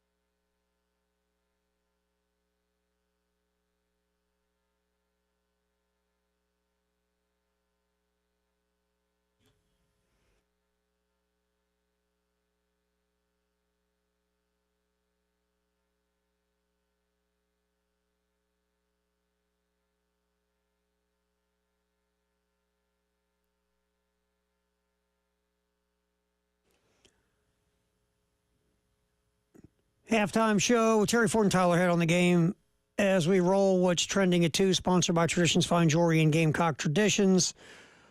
All right. So, according to David Ayer, from good source, the reason why you didn't see South Carolina get the Bonham Trophy, Okay. because A&M lost it. Oh. All right, then. Oops. Well, you saw it. It's such a small trophy. It's easy to lose, right? I guess compared to, the national championship trophy, sure, but I'd have a difficult time misplacing that. Here's the thing. When you don't typically lose things that you care a lot about, right? Like, yeah, you can misplace your Correct. car keys and stuff like that, but something that size, you don't just lose it. It's a little weird. It's a little weird. It's been quote unquote lost, according to David Ayer. Sitting in a broom closet somewhere, underneath the A&M football facility, and they forgot it was there because they're like, hey, coach, where do you want to put Jimbo was still coaching at that point last year. Hey, Jimbo, where are you going to put this thing? I don't know. Put it in a closet somewhere. Put it somewhere. I ain't going to be here anyway. You know what? Here's the thing. Maybe when they fired Jimbo and they said, you can come up to this facility and get all your stuff, maybe he took it with him. That he valued that trophy so high. Could you see Jimbo putting like a big coat over it and carrying it out? His little box of things as he's being walked out by security, there's the Bonham Trophy. I didn't win a national championship here, but I won that Bonham Trophy. That's right. I beat South Carolina here. Got that trophy. How fun. You know what? That might be the only trophy he's won. That's at what I was A&M. thinking. I was like, he didn't win anything else. No. I mean, what, bowl game? Yeah, maybe. Yeah, but like as far as in-season goes, Yeah, it might have been it. See, it's in Jimbo's trophy room. How funny would that be with his national championship? I was going to say deal? it's next to the empty spot of a A&M national championship. No, that remember that fake one they made for his press conference? It probably That's still sitting has there. that. That's sitting there. I think he engraved it. Oh, Because absolutely. it had like the space open, which here's the thing. The funny thing about that is they engraved it as NCAA football national champions. FBS is not an NCAA recognized national championship. That's true. It's a college football playoff national championship. And I know I'm getting very specific here, but they engraved it the wrong way. That's not what it should read. That's true. Think about it. Well, that started everything off on a bad path. Yeah, exactly. You That's the being superstitious guy. That is the bad omen. Because you're presenting him a championship that he's not able to win Ever. ever, It doesn't unless exist. Texas A&M went down to FCS. There you go. Because the way it was going. what North Dakota State wins every year. That's the NCAA FBS or football championship Interesting. at Division I. So the Bonham Trophy, according to Dave, that he's heard, A&M, quote unquote, misplaced it. I think Jimbo stole it personally. Would not surprise me. Also, You're there's this. gonna have to pry the Mayor's Cup out of Eli Drinkwitz's hands on Saturday, probably. He'll probably run. It's like one of those bad, movies where he runs with the. He's the bad guy, the villain that runs away with the. Yeah, like Shooter with the green jacket and Happy Exactly. Gilmore. Exactly, and you have to chase him. So yeah, who knows what's up with the Mayor's Cup? But this was interesting, when Dave came in to hand me this very important piece of paper. The winner of the South Carolina Clemson game is supposed to be getting, or used to get, according to this article, the Hardee's Trophy. And I'm going to read from the paper because obviously I don't know the lineage of the Hardee's Trophy. How dare you? I know. The winner of the South Carolina Clemson game claims the most time-honored, sought-after trophy, the Hardee's Trophy. In light of the fact that they now play... let me get to this point. Yeah. The Gamecocks and the Tigers have played for the Hardee's Trophy. The two schools announced yesterday they intend to replace the trophy with a new award that will debut at the conclusion of this season's game at Memorial Stadium. No more Hardee's Trophy. I mean, if it included Hardee's food. How about those chicken tenders? Yeah, they were good the other day. Now, if you had a trophy full of Hardee's chicken tenders, I love the Hardee's Trophy I'll take that. in a second. Man, those things are good. I got that honey mustard. Don't even start me. I went classic barbecue, which they have right. Sweet Baby Ray's there. So That's good choice. Sweet Baby Ray's is an excellent choice. So a Hardee's trophy filled with Hardee's chicken tenders. I'm game, honestly. Absolutely. No doubt. All right, so Carolina and Missouri playing for the prestigious Mayor's Cup here in Columbia at Williams-Brice. 4:15 kick. We start everything off with Gamecocks game day at 11 a.m. All right, let's get back to Dow Loggins real quick, Tyler. Nick Harbor showed some signs last Saturday. Nick looked like more of a wide receiver last Saturday than he's probably looked all year. Is that fair? I think so. Now, again, do I think Nick is close to being a purely polished, ready-to-explode wide receiver? Not yet. But you did see some progress in Nick Harbor last Saturday. Here's Dow Loggins, Cut 7, Tyler, talking about the performance of Nick Harbor versus Vandy. Yeah, I love the way he practices. That's why he's playing more. I think that's where he's starting to, you're talking about a guy now that, talking about expectations again from the outside part, not from us. They played defensive end and tight end in high school, and we're trying to train him to be a wide receiver. And last year he got thrown in the fire and got to, learn through just trial and error, get out there and go play. He's now starting to figure out some of the intricacies of playing wide receiver. And it's not just, hey, go out there and run fast and you're bigger and faster and stronger than everyone. It's how do I drop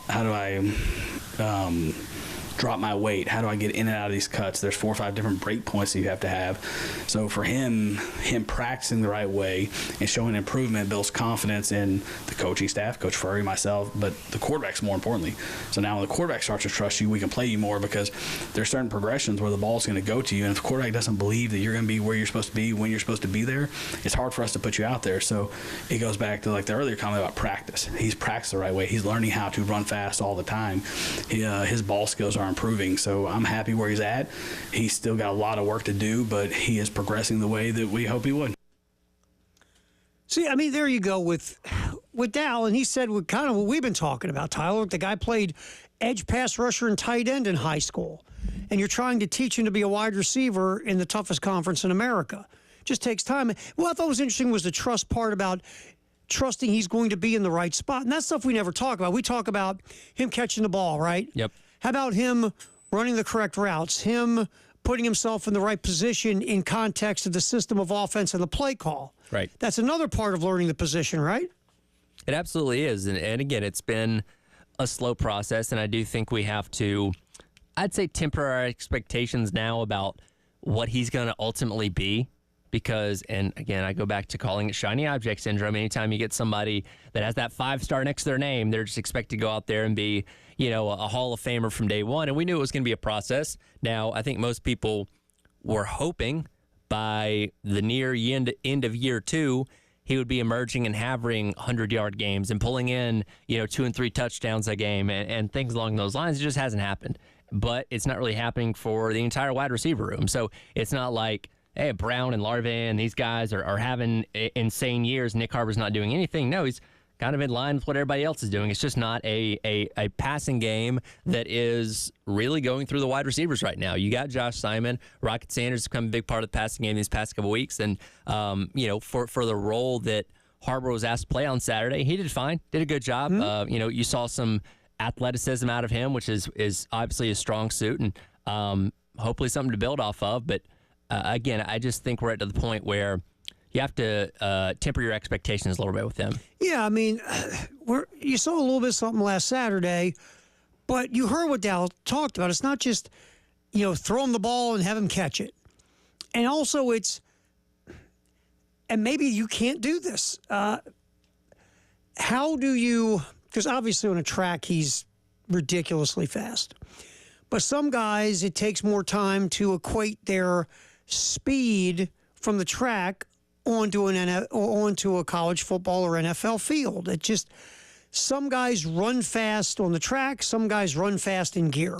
Sometimes guys who run fast on a track don't blaze as fast in football gear for whatever reason. Yeah.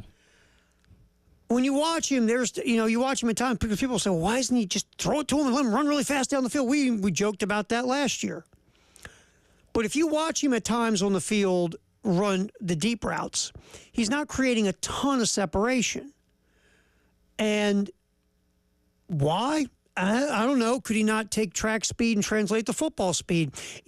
Maybe is he thinking too much right now, Tyler, about what he's got to do with his responsibility? Because Dow just talked about it. He's got a lot of things he's got to do we don't even talk about. Yeah. Is he thinking so much? He's just not letting his natural ability take over. I don't know, but he's still a work in progress in a lot of ways. But you did see some signs on Saturday. And again, like I said, I think you have to put a cap on what the expectations are going to be here. For Harbor's time, which as of right now still has another year of eligibility at least, and is obviously you're set to do a lot more track stuff here over the next couple of years. But you know, if you thought he was just going to become Calvin Johnson 2.0 or something like that, I believe I don't want to say the ship has sailed, but I don't think you should be setting your bar that high from him going forward. I think you should just be hoping that he solidly contributes in the wide receiver game. Yeah, and maybe he'll get more comfortable, and maybe that speed will start to blossom more with football gear on. And maybe he'll get so comfortable he'll become more productive, and you might be able to get more out of him. But right now, here's the interesting part, because the team is playing so well, it's not that much of a conversation right now. Right. And that's okay. The best part is the spotlight is off of him right now, and he can just grow and develop at his rate, and we'll see where that ends up before it's all said and done. Yeah. But he is still a work in progress. I know people don't like to hear it because he was a 5-star. Remember, he was a 5-star what, Tyler? Athlete. And his primary position was edge in high school. And people ask the question, why does he want to play edge here? Because he don't want to put on the weight. Because guess what? The heavier you are, the slower you run. And you know what else? When you're playing the edge, people are trying to hit you. Yeah, you're more susceptible to injuries playing that spot. And again, between the health standpoint and not wanting to have to put on, 20 and 30 extra pounds to have to play that spot, that would affect his track. And you don't want to be fluctuating weight, half the year and all that kind of stuff. So he's in a position that allows him to do what he came to Carolina to do in addition to football, and that was run track. And again, if he ends up being a great wide receiver, cool. If not, you just hope he can contribute consistently. And the other part is, and I think most Gamecock fans understand this, he came to South Carolina because he was promised by Shane Beamer, you can go run track serious. Yeah. Not, we'll let you dabble in track. No, you can come here and you can be a track athlete and a football player. And look, I'm sure a lot of schools probably sold him on, hey, we'll let you do whatever you want to do. But there are some places out there that the first day you're not at spring practice, where the hell were you? Coach, my track. Oh, I didn't say that was okay. Well, you kind of did when I was recruiting. No, you need to be focusing on this. Let's get back over to football. Like, no, they actually held up their end of the deal of what they promised he could do. And again, very nearly qualified for the Olympics earlier on this year. So that goal is still very much ahead of him. All right, football we did last hour. Now we're doing What's Trending at 2, sponsored by Traditions Fine Jewelry and Gamecock Traditions, Terry Ford, Tyler Head. Tonight, 6 o'clock, Carolina calls with Shane and Todd Ellis. After that is over at 7, the tip for the women taking on Coppin State right here on 107.5 The Game in Columbia. That game starts with the pregame on our sister station, ESPN 1320 WISW. Then 7 o'clock, the full game is on 107.5 The Game. Myrtle Beach, our affiliate 100.3 The Game, will also be carrying Carolina calls as well. Did I confuse you? No, I got it. You got it? I've also been saying it all morning myself. So listen, just listen to the game all day. And, if you want to have a second radio or stream on ISW from 6:30 to 7, you can do that. But just keep it locked right here and you got it. All right, we're going to come back here from Clayton White, talking about second half adjustments for the defense. Defense has been really good in the second half of games this year. We'll hear Clayton White talk about second half adjustments. And the NFL Combine, the Underwear Olympics, where's it going to go? Where's it going to be? The NFL has found a lot of success in moving the NFL draft to different markets. Are they going to do the same thing for the Combine? We'll talk about that at What's Trending at 2, sponsored by Traditions Fine Jewelry and Gamecock Traditions, right here on the Halftime Show with Terry Ford and Tyler Head on The Game.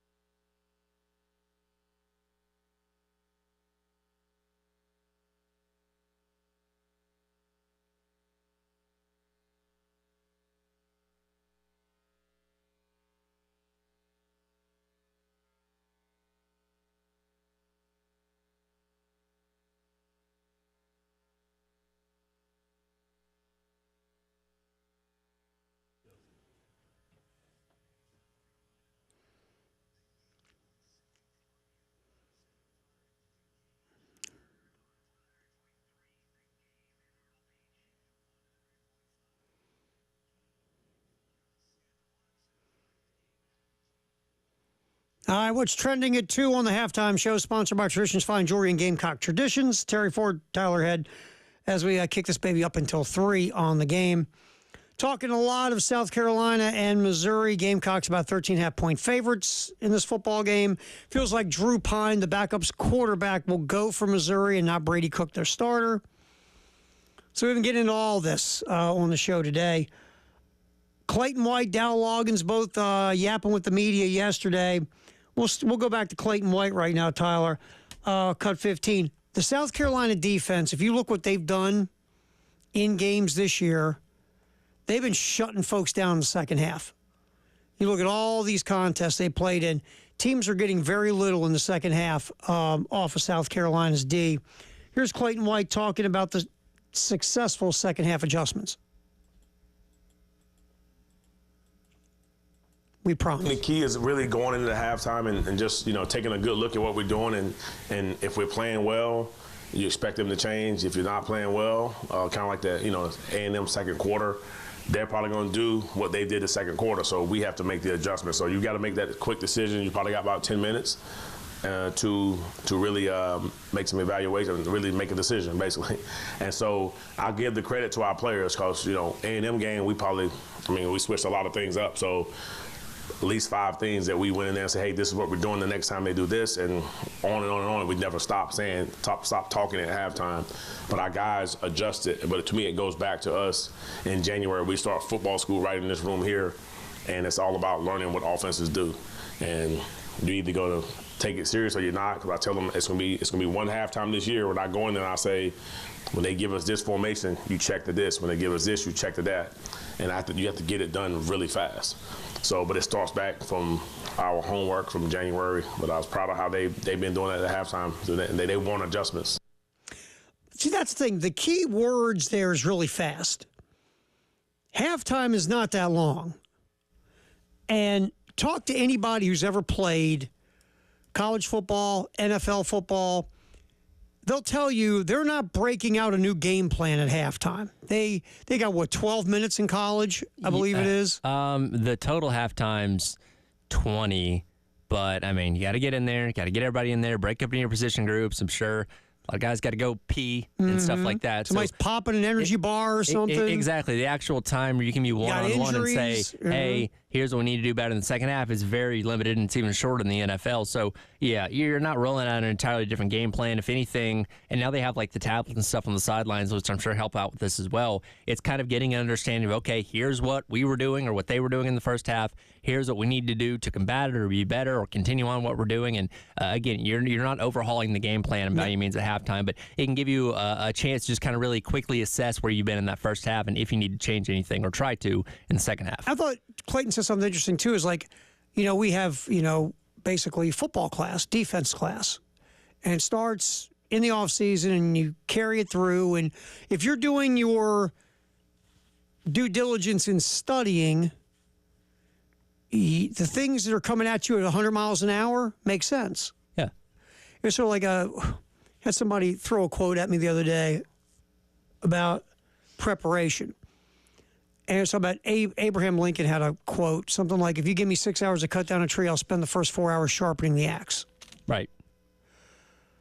And, of course, I've cut down so many trees in my former life as a lumberjack, I got it right away. No, basically, I'm going to prepare that axe for 4 hours, and once it's so sharp, it's going to take me 2 hours to cut the tree down. That tree's going to be easy. Yeah.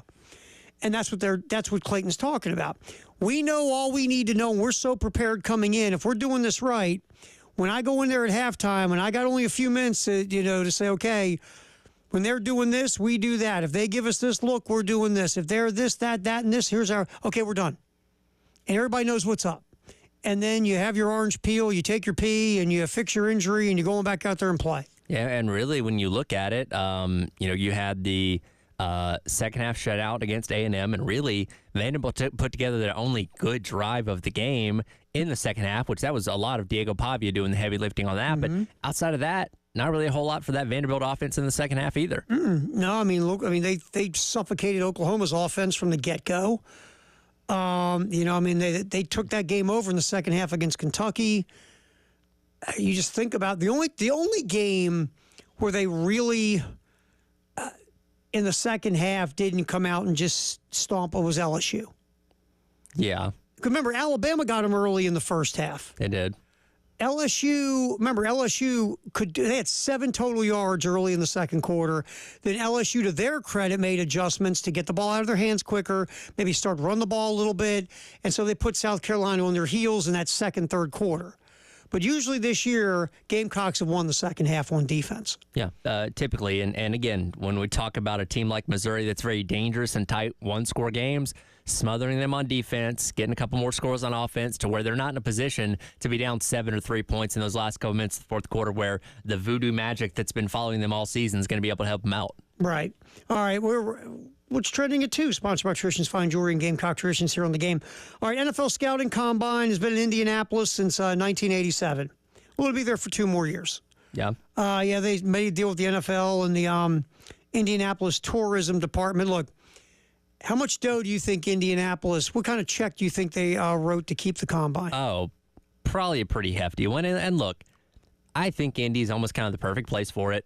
You're kind of in the central part of the United States. You have an indoor facility in Lucas Oil Stadium that, you don't have to worry about the elements and stuff like that. And it's just kind of become the tradition there. And I kind of think about it like, man, if they took this on the road, if they went to Dallas and Atlanta and Phoenix and all that kind of stuff, a part of me says, well, that's not going to sell many tickets. But then I'm like, this is the NFL. Everything they do prints money. It wouldn't be surprised if you could get, I don't know, Jerry World 30% full to watch the Combine because there's enough people out there that, like you call it, the underwear Olympics. Oh, man, I can't wait to see this guy's vertical or see him do the shuttle run. Yeah, that's exciting. You know how many people attended the Combine? This year? 27,000 people sat there and watched dudes jump, run the 40, do the little drills. It's insane. I pop in from time to time, as they got it on all day on the NFL Network, and hey, so-and-so's about to run the 40. All right, I'll watch. I'll see how fast he is, but I'm not intently like, oh, man, his vertical was better than his, and his shuttle run was better than his, and all these just, things that we talked about don't always translate to being a good football player. Yeah. Like, congratulations, you can run 40 yards unevaded in a straight line.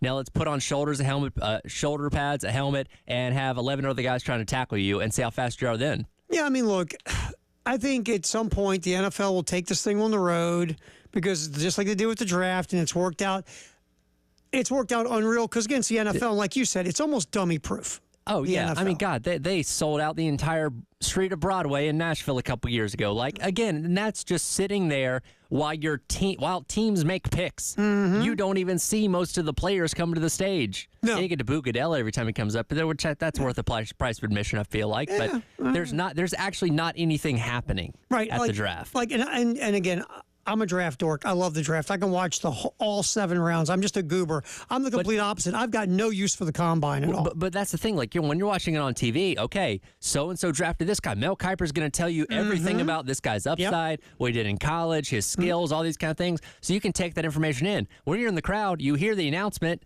and then that's it. That's all. And then you wait 5 more minutes for the next pick to get made. And that's the thing. I love watching it. I don't know if I'd want to attend it for the reason you just said.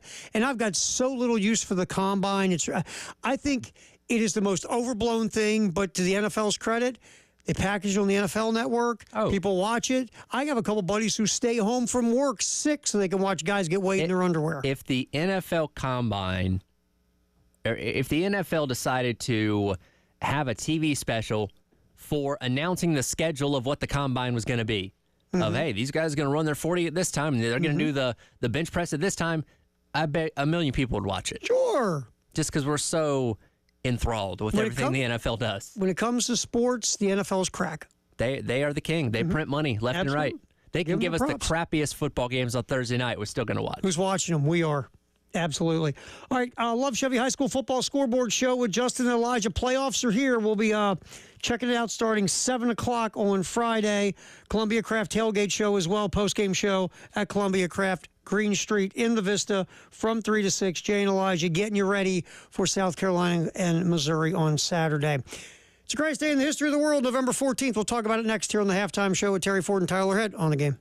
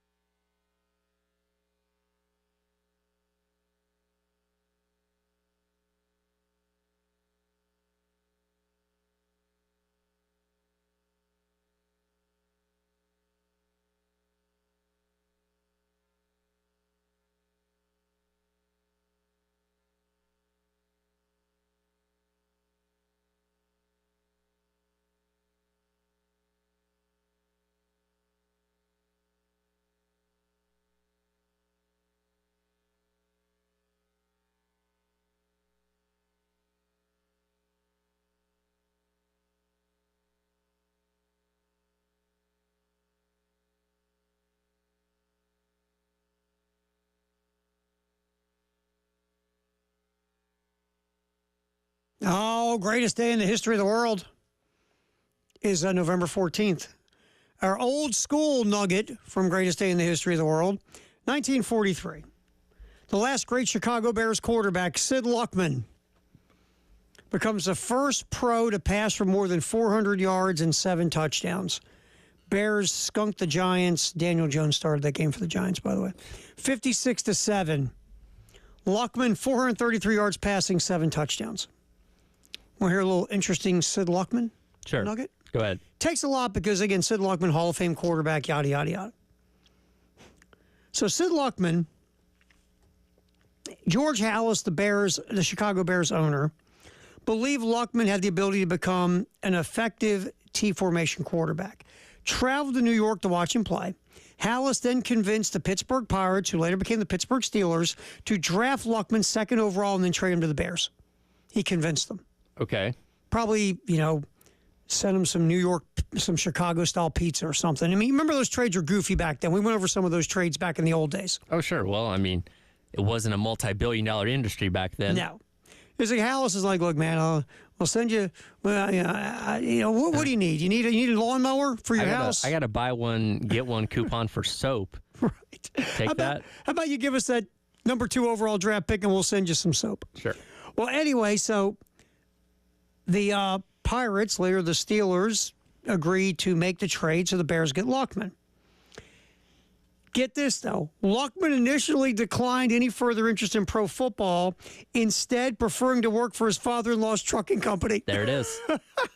You need to quit playing the games. Go get yourself a real job. Hey, boy, gotta go work for your uncle in the trucking company. Real job with a real future.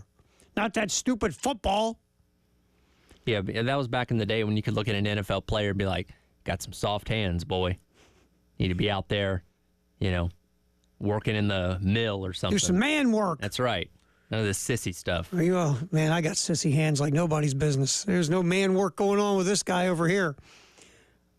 Got it honest. All right, so Halas then started trying to convince him. So after getting an invitation to Luckman's apartment for dinner, which Luckman's wife, and again, it's a great name for the early 1900s, Estelle. That's a name you don't hear too often anymore. Not a whole lot anymore. I don't know any Estelles. So Luckman and his wife Estelle have Halas over for dinner. Halas produces a contract for $5,500. In today's world, $119,000. Okay. Luckman immediately signed. There are janitors in the Bears facility that probably make more than that now. There are janitors that would turn down that contract probably. $5,500? What are you, insane? But Sid Luckman, that was like about roughly $120,000 in today's world, took the contract for $5,500 immediately. He went, what? How much? Yeah. And I'm in. And suddenly, screw that trucking company. And suddenly started getting letters from family members he'd never heard of. Hey, Sid, need some help here, bud. Send a couple dollars my way. Spelled his name wrong. Yeah.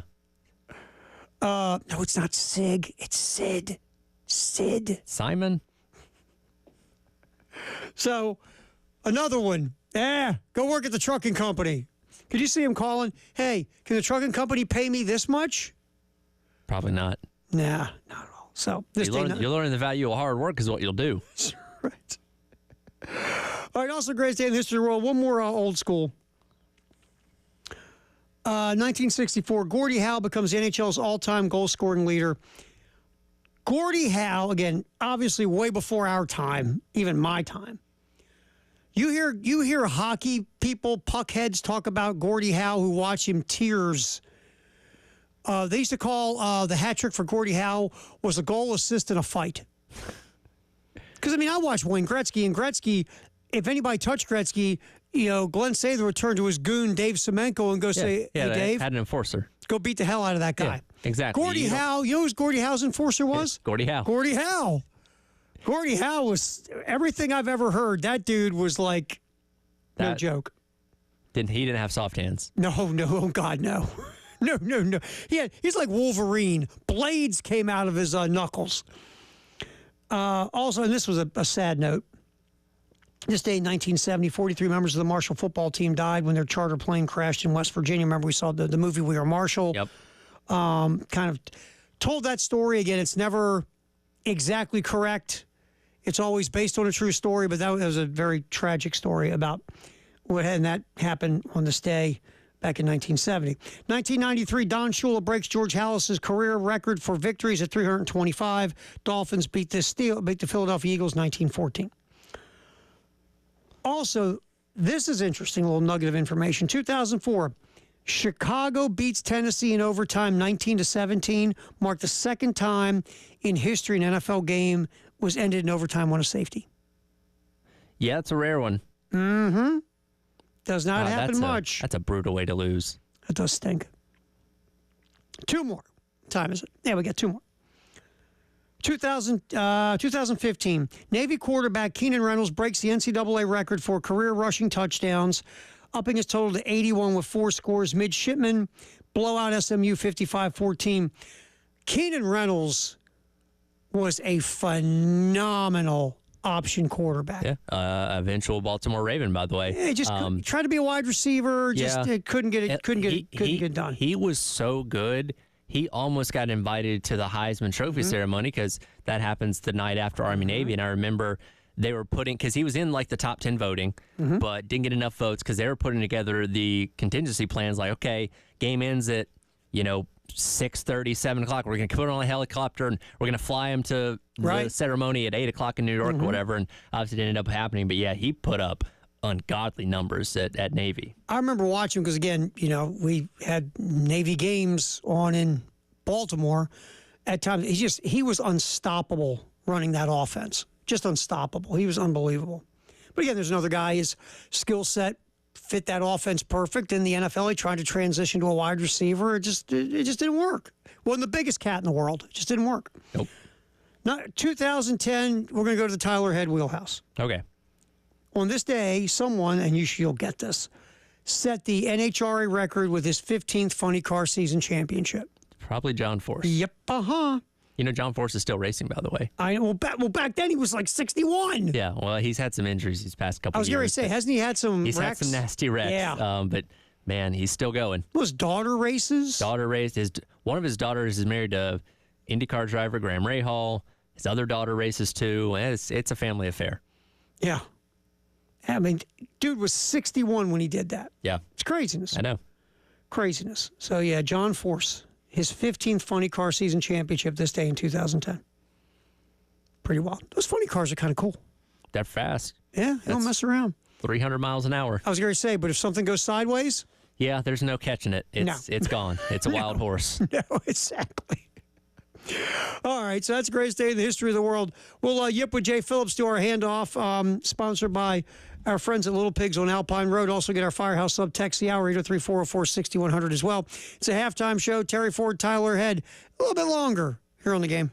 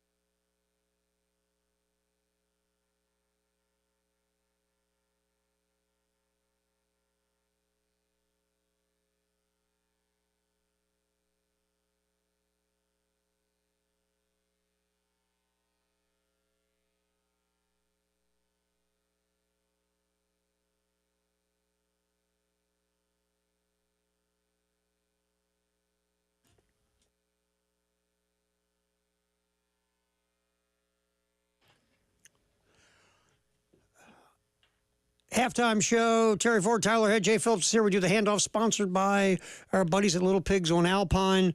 Howdy. Let's do some tickets. 2 pair. And 2 parking pass. A parking pass for each.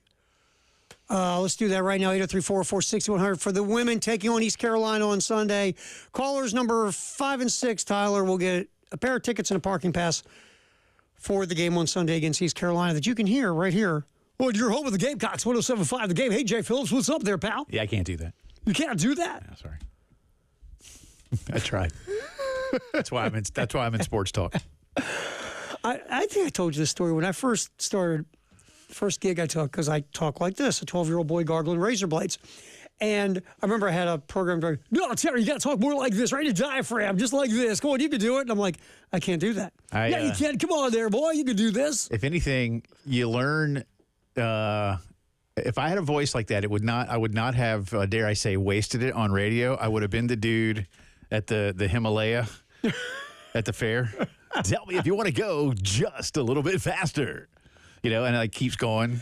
And it's like, come on now, I can't hear you. Tell me. It's like, it builds it, right? Like, tell me, do you want to go just a little bit faster? And you people are starting to scream, right? It's not enough yet. And then, like, I love those rides because when they get going full tilt, then they have, like, the air raid siren that goes off in them. And he's like, tell me, do you want to go just a little bit faster? Let me hear you scream. And if and by then, and like, the endorphins have completely taken over your brain. Oh, you have no idea where you're at. You don't know what's going on. And like that's the music radio voice. That's right. It's like that guy. But yeah, and he just does it. I mean, like that's it. That's all he has to do. Just 3 or 4 times per ride. All night, every night. That's your job. There's no, here's Bon Jovi. That's right. Stacks and stacks of wax, 40-minute free ride. He didn't have to do any of that. He didn't have to do any of that. Oh, man. All right, so we have this little thing called a game on Saturday. And, 2 years ago, you and I were sitting here doing this little shindig. Missouri was coming to Columbia. Looked like South Carolina was going to South Carolina, I think, was 5-2 at the time. Dastardly Eli Drinkwitz, who were going to get the villain. Right. I remember all week long you were like, man, I guess got a bad feeling. Like the matchup. I don't like the matchup. Eli's got our number, blah, blah, blah. You had and again, you were like that the whole week 2 years ago. Yes. And what happened that Saturday? Yeah, Carolina just got beat. And I told Elijah. What was your great line about it, though? You said Monday. I told you, I told Elijah after the game, I said that Eli and his staff had that game won by Wednesday. In other words, they install the game plan, they go practice it, and they basically could have told their guys Wednesday after practice, hey, y'all go do that, and we're going to win. Don't even worry about it. Because remember, one of the things we talked about that Monday was you could just see from the script play calling from the beginning to the things they were doing on offense, scheme-wise, South Carolina had no answers. No answers all day, and and it was very similar to what Eli did in the App State game in 2019, where they went away from a lot of what they did. And I've been talking about this all week.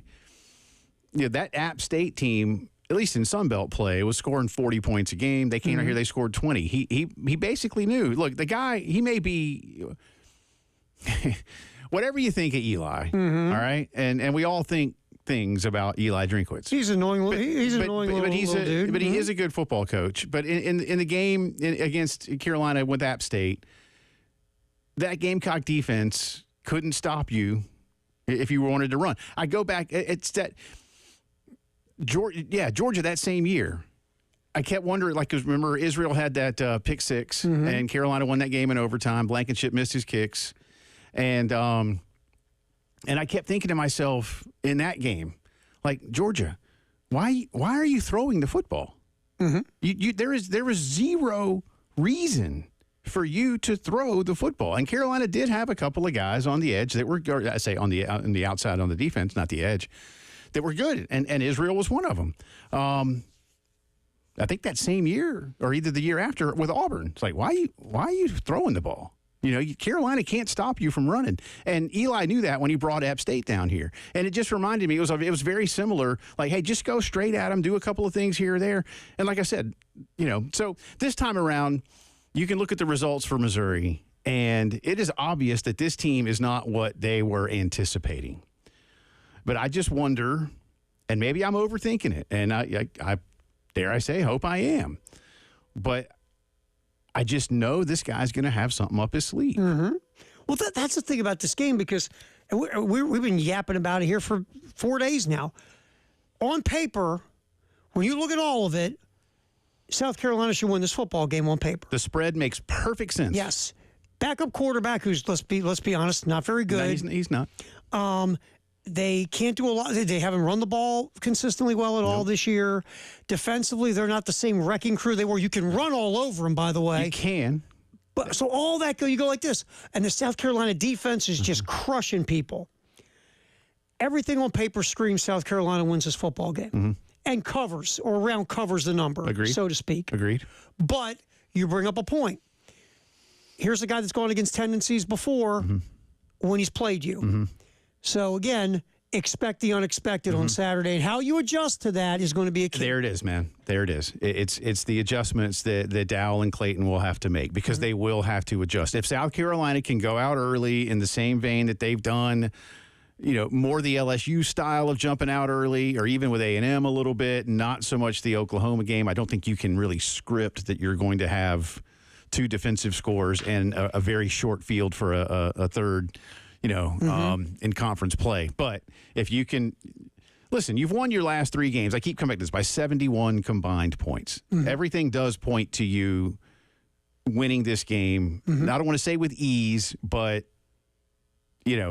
comfortably, if you do everything you do right. But he's not going to let you. And so how you adjust, I think, is going to be the big And difference. by the way, right now in our Twitter X poll, Eli is a bigger villain